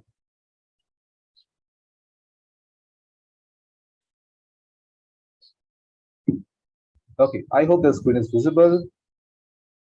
And let's come back to this bias variance part. As I said, that this is probably what they aim to achieve. But in reality, getting to this particular part is really very, very difficult. Right? It doesn't really happen. Okay, so we have to sometimes we have to compromise ourselves between having a high bias versus a high variance part, right? So underfitting case, when the model suffers from this high bias, average response of the model is far from the true value, and we call this underfitting. And for the case of overfitting, when the model suffers from this high variance, it results of inability of the to generalize well beyond the training data, and we call this overfitting part. Right? So an overfitted model will suffer from high variance, and underfitted model will suffer from this high bias. Right? So this bias variance trade-off is nothing but basically the point between this underfitted and overfitted, where your optimal model will be. So whereby the there is a balance between this bias and the variance. So if I just go back to this particular part, see if I talk about the bias part, you can see that if I go for a more complicated model, I'll be having a lower bias, right? Whereas if I'm going for a underfit kind of model, I'll be having a lower variance, right? So as both are not desirable, so this is the point where we finally settle down, right? Okay. Anyway, we have discussed this, right? This is what you'll find that for the training data, continuously it comes down, the error comes down on the training data. But for the test data, it comes down and then it goes up. So this particular part, right? In fact, if you ask me, right, see, what I see is that around this particular zone is where it is coming down and again going up. So maybe I'll take the optimality somewhere around here. That is where probably I'll take the optimal part, right? Okay, the bias variance trade-off, I've already said. So this is a low complexity separator, so high error rate, right? This is a underfit, right? And this is basically a overfit case. Right? If you have more data coming in, right? So see this case out here. So this is the test data. More data points coming in, right? What will happen is with more data points coming in, the underfit model will still continue to give you bad results. But for the case of the overfit model, what will happen is that sometimes it is giving you good results and sometimes it is giving you very, very poor results. So that's why in this particular case, the variance will come out as high, right? So this is the summarization. A model with high bias error, it underfits the data and makes very simplistic assumption, whereas a model with high variance error overfits the data and learns too much from it. Good model is where both the bias and variance error is balanced, right? So you can see this is the case of a high variance, right? It exactly tries to fit all the points, high variance kind of thing. This is a simplistic model it has created, so high bias is there, and this is basically an optimal model where there is a low bias as well as a low variance. Right? Got the point? Okay, let's move ahead. Again, the problem, as I said, bias variance. So either you'll be having a high bias or a high variance, and then we need the optimality. So you see that algorithm can't be more complex and less complex at the same point in time. Right? That is why this particular trade-off is required between this bias and this variance. Right? Okay, so then let me come to something called as this feature selection part. Right? Why feature selection? Right? So see, if you are having more features, right? More features if you are having, then definitely, invariably, you will come up with some particular segments of the data, right? Which unnecessarily will become highly overtrained. With more features, there is a chance that it might lead to overfitting because again, it is not able to get to some kind of a stable configuration across all these different features. Right? So high feature, more number of features, then it might lead you to some kind of a overfitting. Right? And then there is a principle called as Occam's razor. Now, what does this Occam's razor principle say? Is that the model should be simple and explainable. With too many features, if you're having, then the explainability of the model also that gets lost. Right?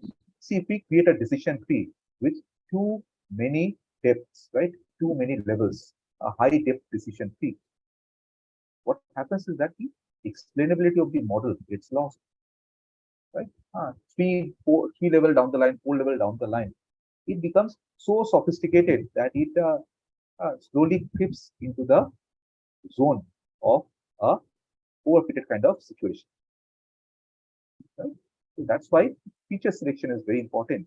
And this irrelevant data, it will put a lot of noise in the model. So we want to reduce the noise to as far as possible. Right? So these are the reasons why feature selection is very important. Right? So what we do in the feature selection part is that we select a subset of the features, relevant features, right?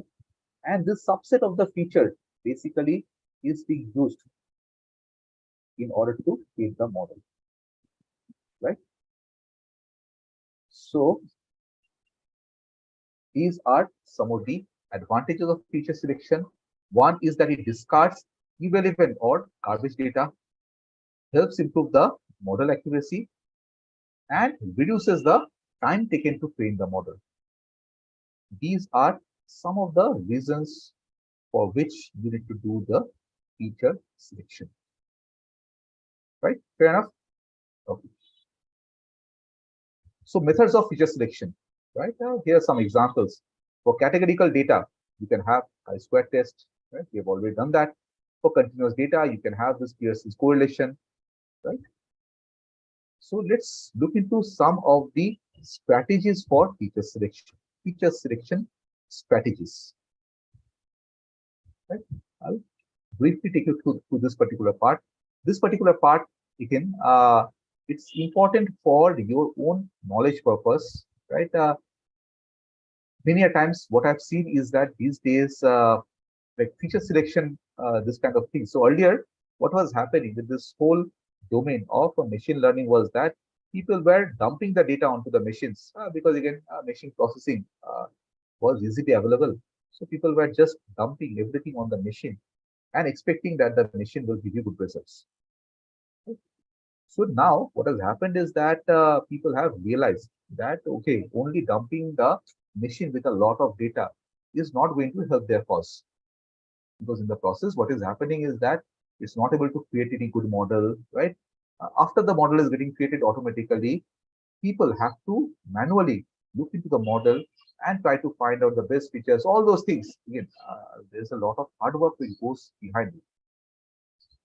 So that's the reason why people have done some kind of a selection strategies which will help people reduce this unnecessary effort that they are having.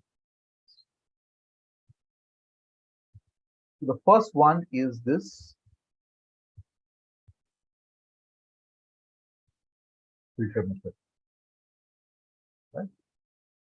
So what we do in the filter method is that first we have the set of all the different features are there. We select the best subset of the features, right? Let it go past to a learning algorithm and then check the performance, right? Filter method. So basically for a filter method, what happens is that a feature is assumed to be independent of the other features, right? Independent of the other features, the relationship with the dependent variable, it is checked, right?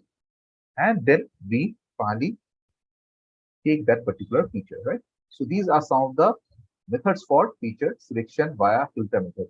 Information gain, we have just done that yesterday, right? For decision tree. That is one of the ways in which the feature selection happens via the information gain part. Pearson correlation, yes, that's also the other part which you can do, right? This is for your numerical data, chi-square test. Right? This is also something that we have done. So chi-square test once again is for categorical data. And then things like linear discriminant analysis, which by the way is not there in our syllabus, but yeah, these are also some methods of feature selection. Okay. So that was the filter method. So where what you are doing is that even before you are doing the modeling, so you have some kind of a funnel, right? So like what we did yesterday, so our information gain, right? All those things were nothing but some kind of a funnel. And this funnel was helping us to get a subset of the best features. And this best feature which were there, we were using those to create the tree and all those things. Right? Okay. Then comes something called as a wrapper method. Right? So the wrapper method, what happens is that iteratively in the model itself, you select the best feature, put it to the learning algorithm, test how it is working, and then either you take some more features or eliminate some of the features, and recursively you do it till you get a very stable performance from the model. Stable performance from the model. Right? So that is basically the wrapper method. Feature selection, wrapper method. Right? Now how it happens. Okay. So here what you do is that you initially use a subset of the features, train the model using them, and then you decide that which feature to keep and which feature to discard.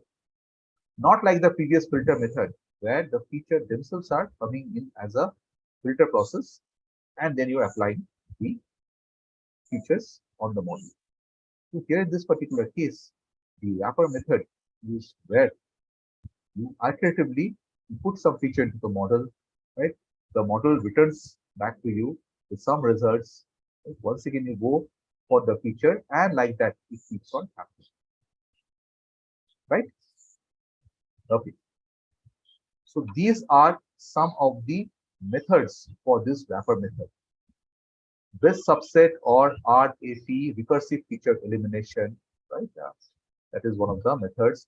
Forward selection, which you get in linear regression, backward selection, once again in linear regression. These are some of the techniques of the wrapper method of feature selection, right? So difference with the filter method is that in the case of the filter method, what happens is that even before you have started the modeling, some kind of a feature selection, feature elimination process happens. Right? But again, in the wrapper method, what happens is that this actually forms a part of the model itself. So that's why in the case of a filter method, since even before you're starting doing the modeling part, the feature selection part happens. So that's why it is typically much faster compared to the wrapper method. Filter method is faster compared to the wrapper method. And these wrapper methods, they are computationally pretty expensive as well, right? Okay, so one thing to do is that the filter method might ask that, okay, if it's inefficient, why still we use the wrapper method? So these filter methods, what happens is that sometimes it will fail to find the best subset of the features, right? But this wrapper method, it can always provide this subset of the features, right? So that's why this is what happens. Right? Okay. And then there's something called as an embedded method. In the case of an embedded method, what happens is that the feature selection is a part of the model itself. See, there is a very little difference, right? For the first case, the filter method, we are initially using some method to find out which is the best feature, and then we are using this best feature to build the model, right? That was what was happening in the feature selection, this thing, the filter method. In the case of a wrapper method, what is happening is that a to and fro process happens between the algorithm and the features, whereby the algorithm, through the process of taking in some more features or eliminating some of the features, it tries to come to a configuration which is the best suited in that particular part. Right? And that way, it finds out the optimal set of right features for the model. Right? That was the wrapper method. But for the embedded method, what happens is that this whole process of taking the right feature versus the wrong feature, that comes in as part of the model itself. Right? It comes as part of the model itself. Right? So basically, it will combine the efficiency as well as the qualities for both the feature and the wrapper method. Right? We have an inbuilt variable selection method. One problem with this embedded method is that they're mathematically a little bit complicated. So in terms of explaining this embedded model, sometimes to an end user, that becomes a little bit challenging. Right? That happens with this embedded methods. Right? So these are some of the examples: lasso regression or least absolute shrinkage and selection operator regression, ridge regression, elastic net regression.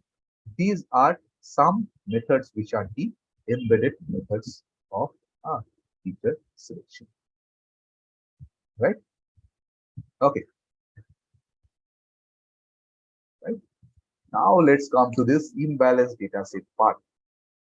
Right? So here you can see that this particular part contains a majority class, and this particular part contains the minority class. Right? So this is an example of imbalanced data set, and typically with the imbalanced data set, if you create a model, you might not come with the best possible model. Right? There is sometimes problems, and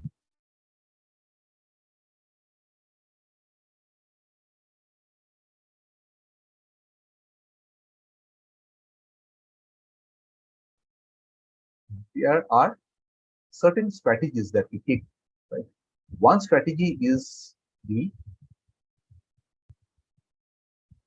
undersampling. What happens with undersampling is that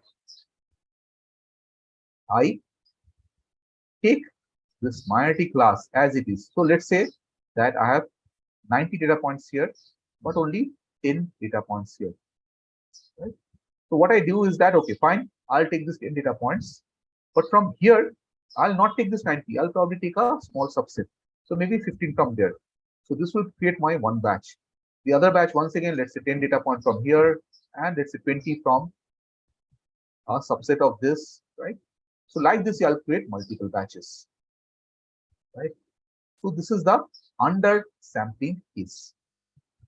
Right? Come to the case of this oversampling. The oversampling case, what happens is that, okay, I know I have, let's say 90 data points from here, right? 90% data from here.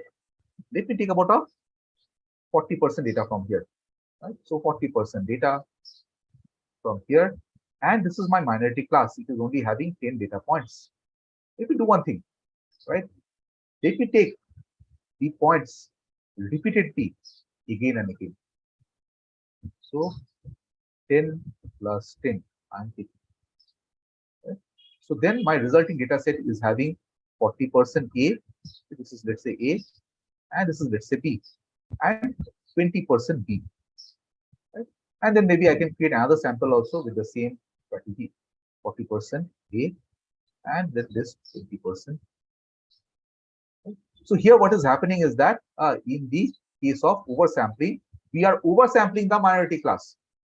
So duplicate records from the class B is coming into my training data set, while only a subset of the features is coming into from the class A. Right? The previous one, if you see, previous one we were creating small batches.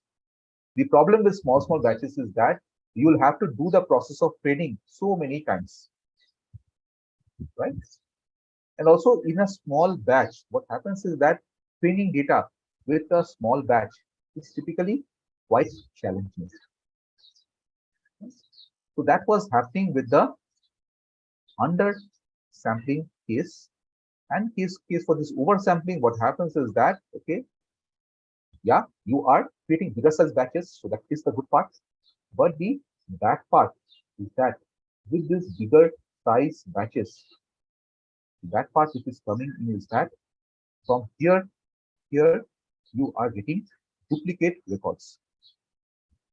We are getting duplicate records from here, right? Okay.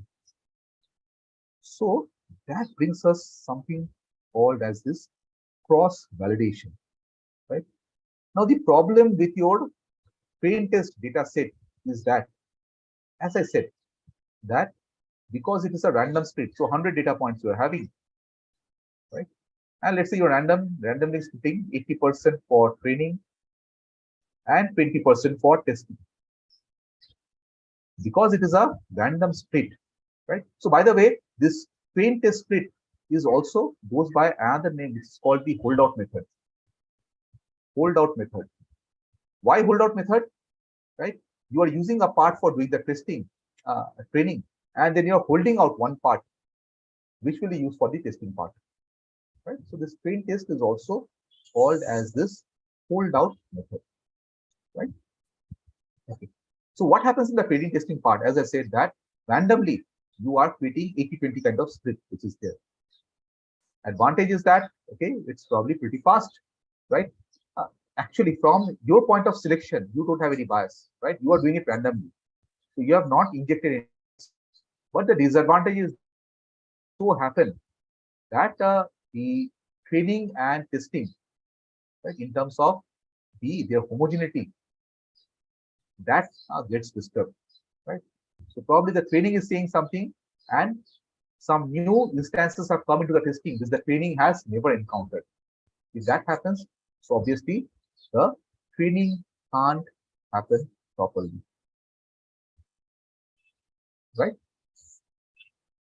So these are some of the problems which are there in this holdout method or this train test kind of a split, right?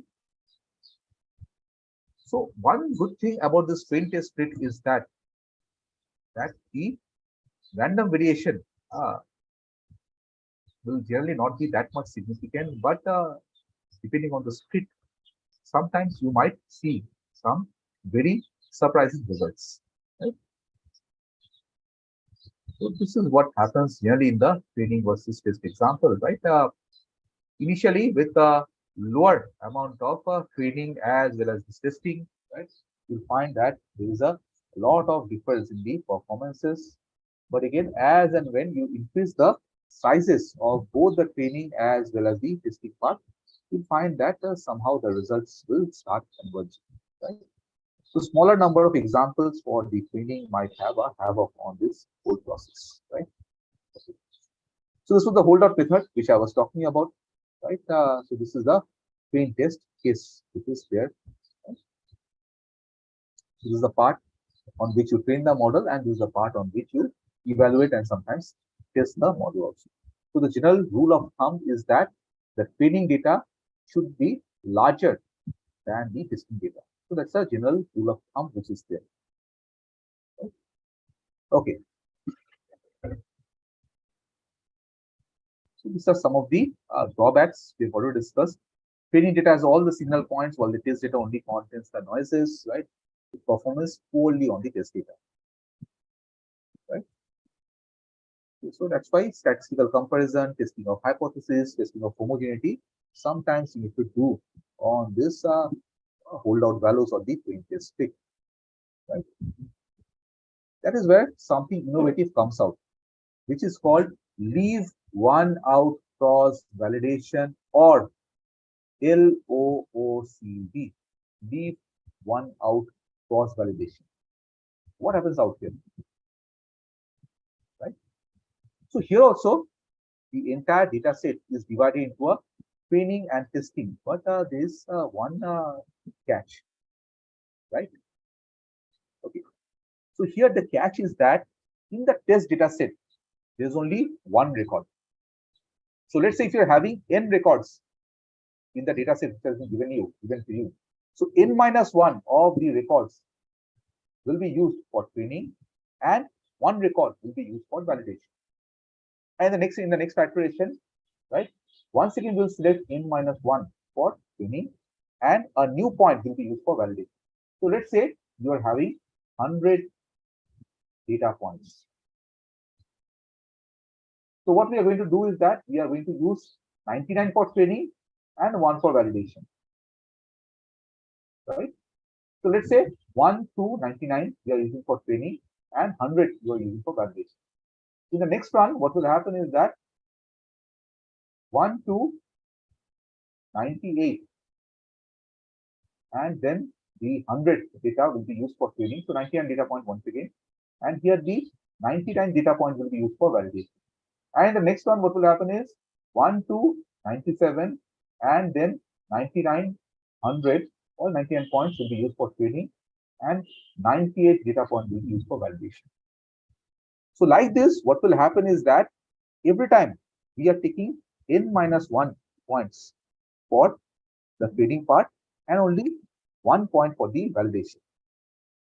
So if there are n data points, we run this for n number of times, and the performance which we get on the validation data set, that is getting averaged out, and that gives us an indication of the accuracy or some other metric in the model.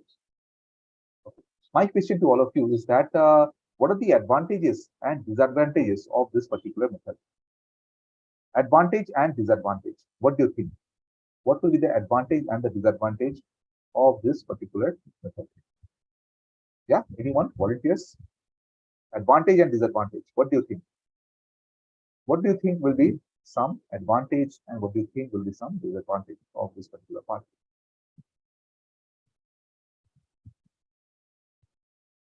Right?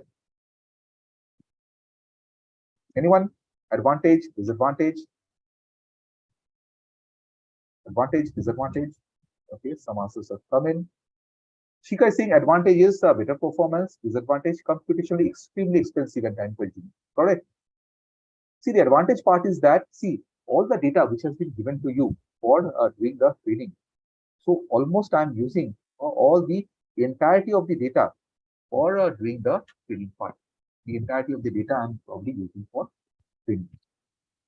And then what happens is that once my training is done, right, I iteratively I do the testing on each one of the points. So in that way, every point is being covered for doing my validation. That's a good part. But the bad part, as I said, is that so 100 data points, 100 models you have to create. 1 million data points, 1 million data point. 1 million times you have to do the training, right, and the validation, right?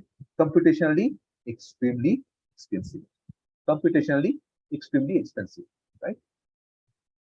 So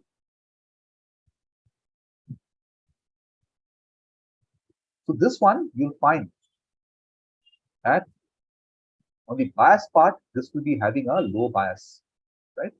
Almost the entire data set is being used. This will be having a low bias, right? High computation cost. On the variance part, sometimes it will be having a high variance, right? You are averaging out the output from the model, right? That is one. And then in the process of building the model, superimposing one model on the other, what happens is that some kind of a overfitting problem might come in. Right? So that's a disadvantage of the LOOC. But again, typically, don't go into the bias variance part. The main point of contention for LOOCV is that generally, since almost all the points are being used for training and then doing the validation, right? In terms of building a model, you have ensured that you have done the two things, right? But again, in terms of the computational complexity of the model, right? The model runs for so many times, right? So computationally, very, very expensive. Right? So that brings us to something which is called the k-fold cross validation. Right? Now, what happens in a k-fold cross validation is that the original data is partitioned into k independent and similar subset, both for the case of your training, this holdout method, and things like your LOCV, right? In fact, LOCV is also some kind of a holdout method only, right? So what was happening was that you are having disproportionate number of data points for training and validation, right? Right? But here what we do is that we partition the original data into k independent and similar subset. K independent and similar subset we partition the original data, right? And then k minus one subsets I take for the training, and the kth subset I take for the testing. And then I keep on repeating it, right, till all my subsets they are processed. So let me show that to you. So here, this is 1, 2, 3, 4, 5. So here I have used a k-fold cross validation with 5 subsets, right, where the value of k equal to 5. So when I've taken the value of k equal to 5, what has happened is that I've taken this 1, 2, 3, 4, 5 subsets I've taken. Every time what is happening is that the yellow one, which is there, I'm leaving that part apart. So the first one, subset 2, 3, 4, and 5 is being used for training, and then the subset 1 is being used for validation. In the next one, subset 1, 3, 4, 5 is used for training, and subset 2 is being used for validation. In the third one, subset 1, 2, 4, and 5 is being used for training, and then subset 3 is being used for validation. In the fourth one, subset 1, 2, 3, and 5 is being used for training, and fourth for validation. And the last one, subset 1, 2, 3, and 4 is being used for training, and number 5 is used for validation. So what's happening is that iteratively, right, we are doing this. So this actually takes the best points from my LOCV, leave one of cross validation, right? And it removes the computational complexity part very simply, right? So here also you can see that all the data points, they are getting covered for doing my validation. All the data points, they are getting covered. But again, it's not happening in the fashion in which the LOCV happens, right? So computationally, this will be much stable, much lower, right? Okay, so here the number of folds that we take K is much less than the number of observations, right, that we do. Right? So here the variance will be lower compared to the LOCV, right? That is one thing, and even the bias part also, in that also is well taken into account out there. So maybe the bias will be a little more compared to the LOCV, but again, in terms of what we get overall from this, right, in terms of the performance improvement, in terms of the lower variance, that offsets a little higher bias which we might get in this model compared to the LOCV case. Right? So this k-fold cross validation, that is the one which is most popularly being used for this model validation. Right? Okay. The other one, the last one, is the stratified k-fold cross validation. But again, before that, I'll talk something about this model stability.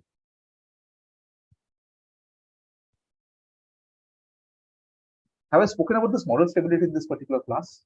Model stability. Okay.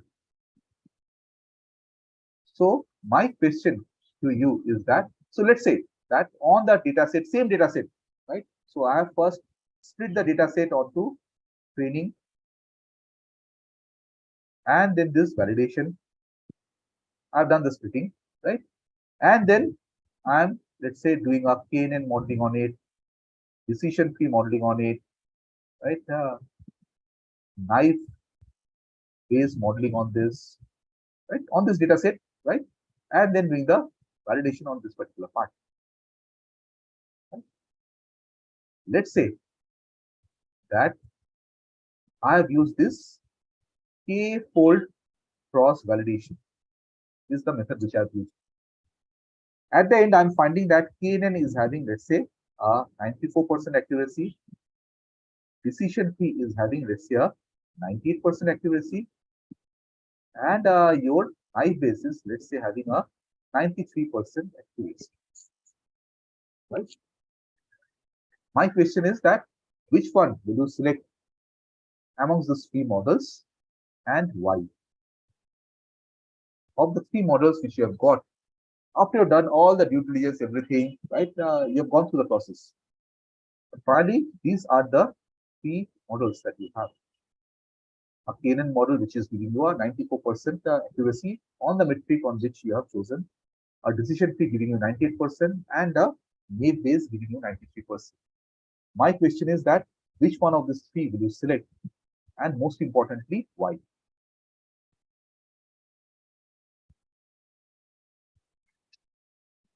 This, let's say this is there on the test data set. Test data set. Right? To make life easier for you, this is there on the test data set. I've got these performances.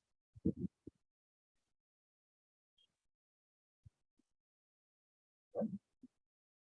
Test data set, k-fold, right? The k-fold only we are averaging.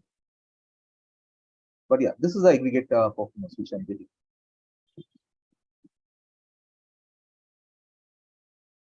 Shikha is saying decision tree since it has a higher accuracy. Sure, sure, why not? Anyone else with any thought process? Anyone else with a different point of view, with a different thought process?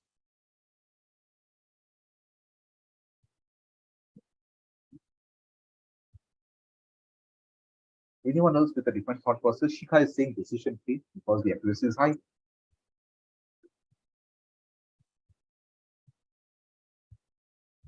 Yeah, anyone else with a different thought process?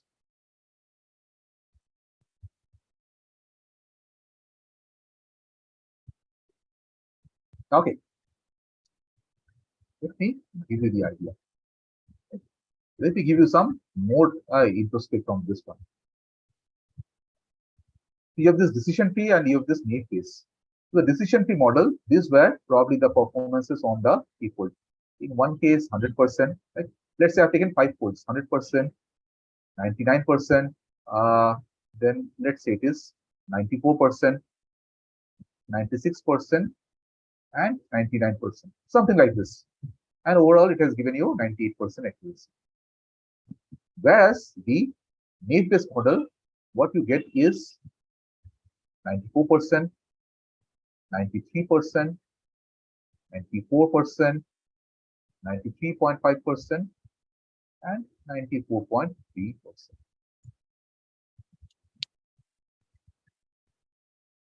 Now, can you tell me that which one would you prefer?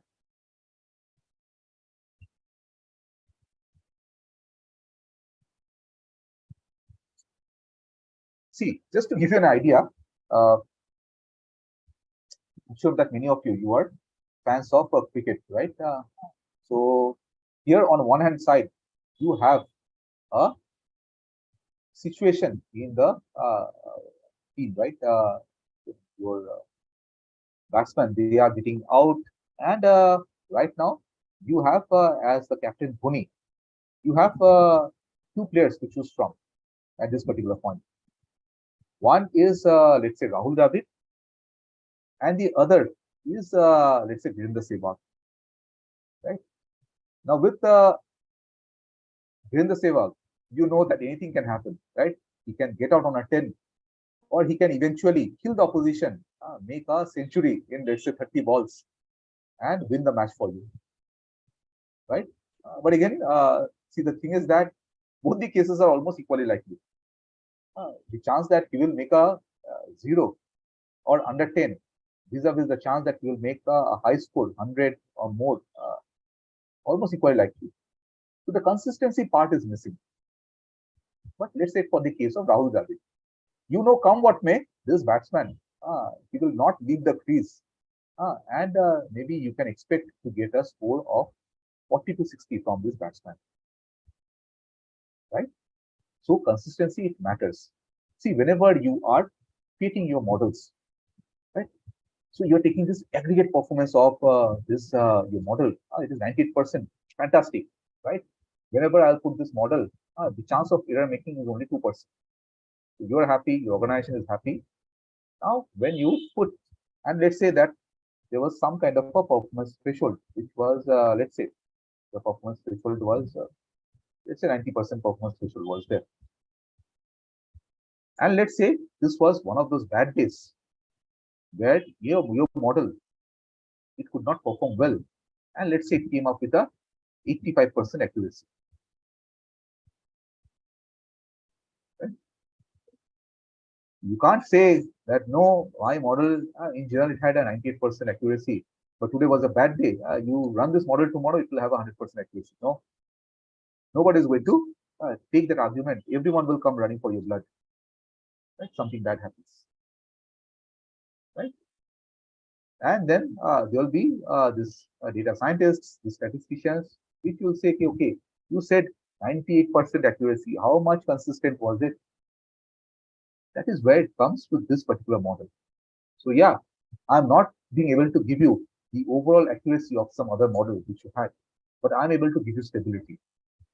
We test my model on any situation to find that the behavior of the model is pretty stable. Right? So whenever we do this key-fold cross validation, one particular metric which we look into is definitely the accuracy or the precision or the recall, whatever you are concerned with. That's one of the things. The other thing is that with respect to the metric, we also check the standard deviation, the variance. Okay, how much stable is it? If the variance is too high, then probably we might try to shift to some other model where the performance is maybe a little bit low, but the consistency is there. Because at the end of the day, if you're trying to put these models into real life scenarios, into real life situations, you better be sure that these models are performing well, right? Or they're performing consistently. And then that brings me to the probably the last method, last but not one method, which is the stratified k-fold cross validation. Right? In the case of cross validation also, what was happening is that these partitions we were creating randomly. For the case of stratified k-fold cross validation, what we do is that we try to ensure that whatever is the actual performance, the class distribution in the main sample, right? Or again in the population, the same kind of a ratio is being retained in each of these folds, right? So each of the folds are giving you almost the same kind of a picture as that of the sample and plotting back as that of the population which is there, right? So this way, it ensures that it doesn't happen that, okay, even in the process of k-fold cross validation, sometimes one particular class was misclassified and the model performed very well, right? So let's say there was this particular class was not there, and here your model gave 100%. And then suddenly this particular class came high, and the next case, your model performance it became, let's say, 86%. To avoid that situation, we ensure that a homogeneity of proportion we keep in each of the samples as well, right? Each of the folds as well. So that is the stratified k-fold cross validation, right? The way in which we do it, right? The process, it happens in the same way as that of the k-fold cross validation. The only difference is that in each of these folds, we try to maintain the proportion of the data. Right? Sambit has a question, so let me unmute Sambit. Yes, Sambit. So, Professor, in this last K validation, so we are we are taking the data from the means the master data. We are taking the same in the every group, like the same proportion. But how will select this feature? Means which feature we will be taking, or every feature for which we are testing will take the same proportion for every feature in every group? Nice question. So here, when I'm saying this thing, the proportion, so this is with regard to the target. With regard to the features, it will be very difficult, right, for me to look into the homogeneity of the features. That will be very complicated and probably a problem which can't be solved also, right? So what we are going to look into the homogeneity of the target. So this is the proportion of the male and female in my original population in the data sample which has been given to me. So I'll try to ensure that each of these folds, they are having the same proportion of my target variable. My target was probably male, female, and that's the proportion which I would like to keep. Right? If I try to keep this homogeneity across all the features, that probably will not be then practicable. Right? And in regression type of data, in continuous data, it will be not possible. No, in continuous data also it will be possible. So in continuous data, so let's say that here I'm finding that the average age is let's say 25 is what I'm getting, right? The average age. So I'll create my samples in such a way that each of the samples, the average is coming out to be around that same 25. Right? This is with respect to the target variable, not with respect to the features. That might be very difficult to do. Yeah, another question is, professors, when we are saying that for the same data type, we are getting different percentage of accuracy, right? Like 93, 93. So there we are changing the different calculation method or different training and test data we are doing. No. So when we are saying that the same, so here these are nothing but different folds of the data, different samples of the data. So here, let's say I'm getting 100%. Here, let's say I'm getting 98%. Here, I'm getting, let's say, 96%, 98% out here once again, and 100% out here once again. So this is what I'm getting in each of these samples, right? So what I do is I basically average out this whole thing, and that gives me the aggregated performance. So I average it out. That is one, gives me the aggregated performance, and also I find out the variance, which gives me how much the result was varying across these different folds. Okay. Got Got the point? Yeah. Okay. So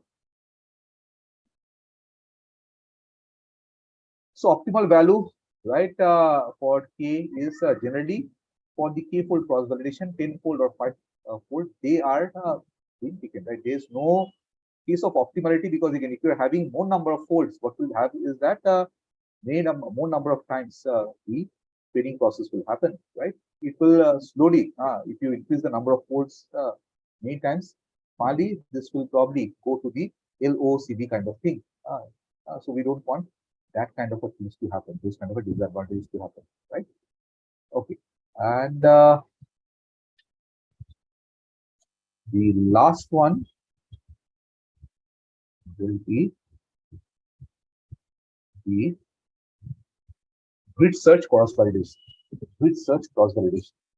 Now, what happens in a grid search cross validation is that, see, let me open up this thing. So let's say you have, I'm taking the case of a decision tree. So your parameters are, let's say, your depth of the tree, then your things like your selection mechanism, entropy, Gini, right? And also, let's say, number of records at deep nodes. In the case of a grid search CV, what happens is, let me open a whiteboard. Okay.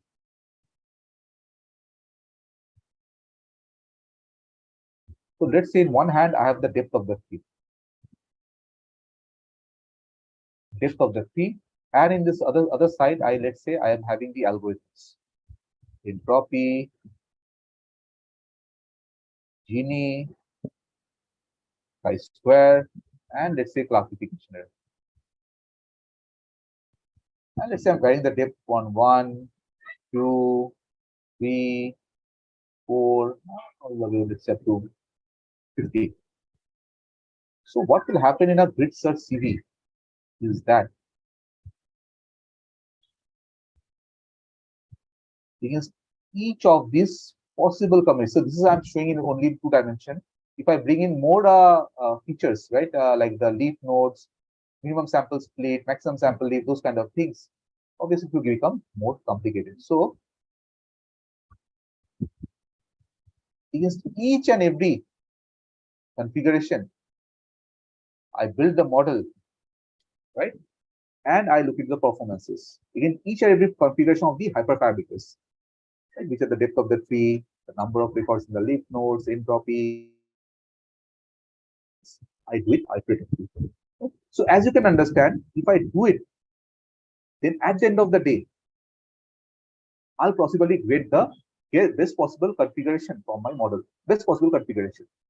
I'm doing it iteratively. I'm getting the best possible configuration for my model. Right?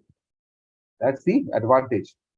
Disadvantage, as you can understand, so many times you have to run the model with so many parameters. Computationally, very, very expensive. Very, very expensive. Right?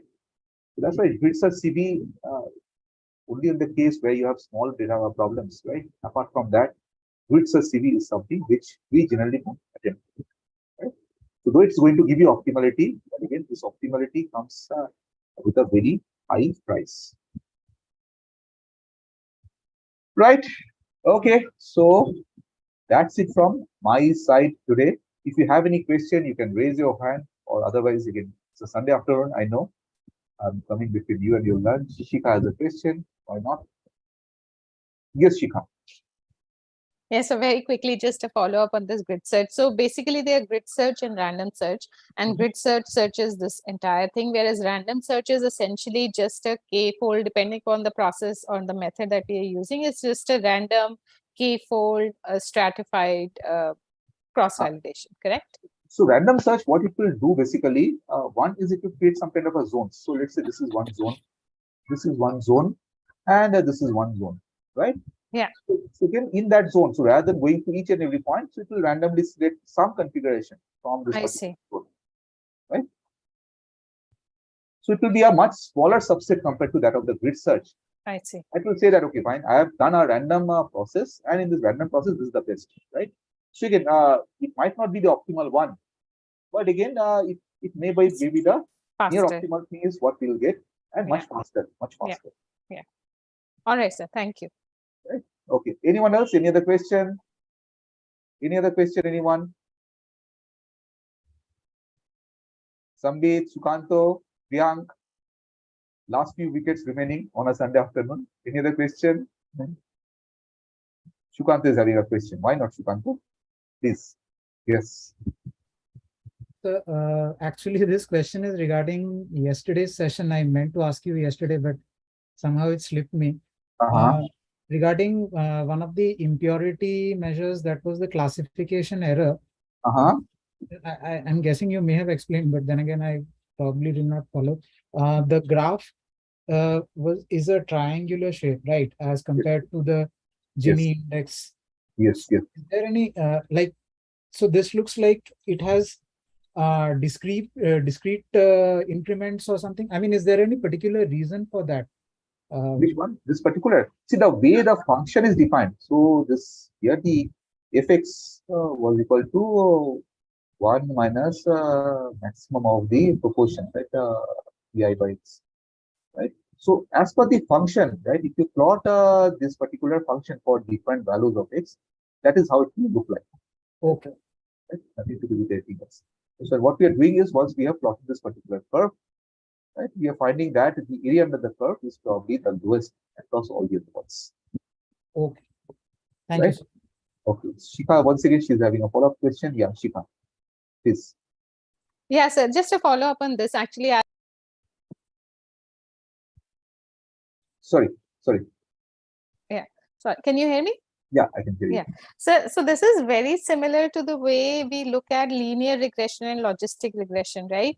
Where linear regression is a straight line, whereas logistic regression, when we come to a classification problem, is a sigmoid curve, right? So yeah, that is with respect to the particular way in which the function is created. Yeah. So then my question here is, and why classification error should be used at all for these kind of problems, right, as an error metric? Because for decision tree, it looks like since entropy, Gini index, or even chi-square are better metrics because they have a curve-like shape and they are able to encapsulate the error much better, or reduction in entropy or reduction in or increase in information, then why even talk about, like, why even consider classification error in the same class of metrics? So one is that it is fast. It is much Okay. faster to do, right? You can just use your hand also to calculate this much faster. And see, this particular part which I said, that is basically the average performance, right? On an Yeah. average, it can cover only up to 50% of the region, right? 50% Yeah. of the Yeah. In the case where the data is very much tangled, right? So there it will be having problems. But again, if the data is very well delineated, this will also give you a very good performance, right? So Okay. based on the data, what data you are having, right? If the data is very entangled, right? There are two points which are very near to each other, then this particular point will fail. If you have data points which are wide apart, this will also give you a pretty stable performance.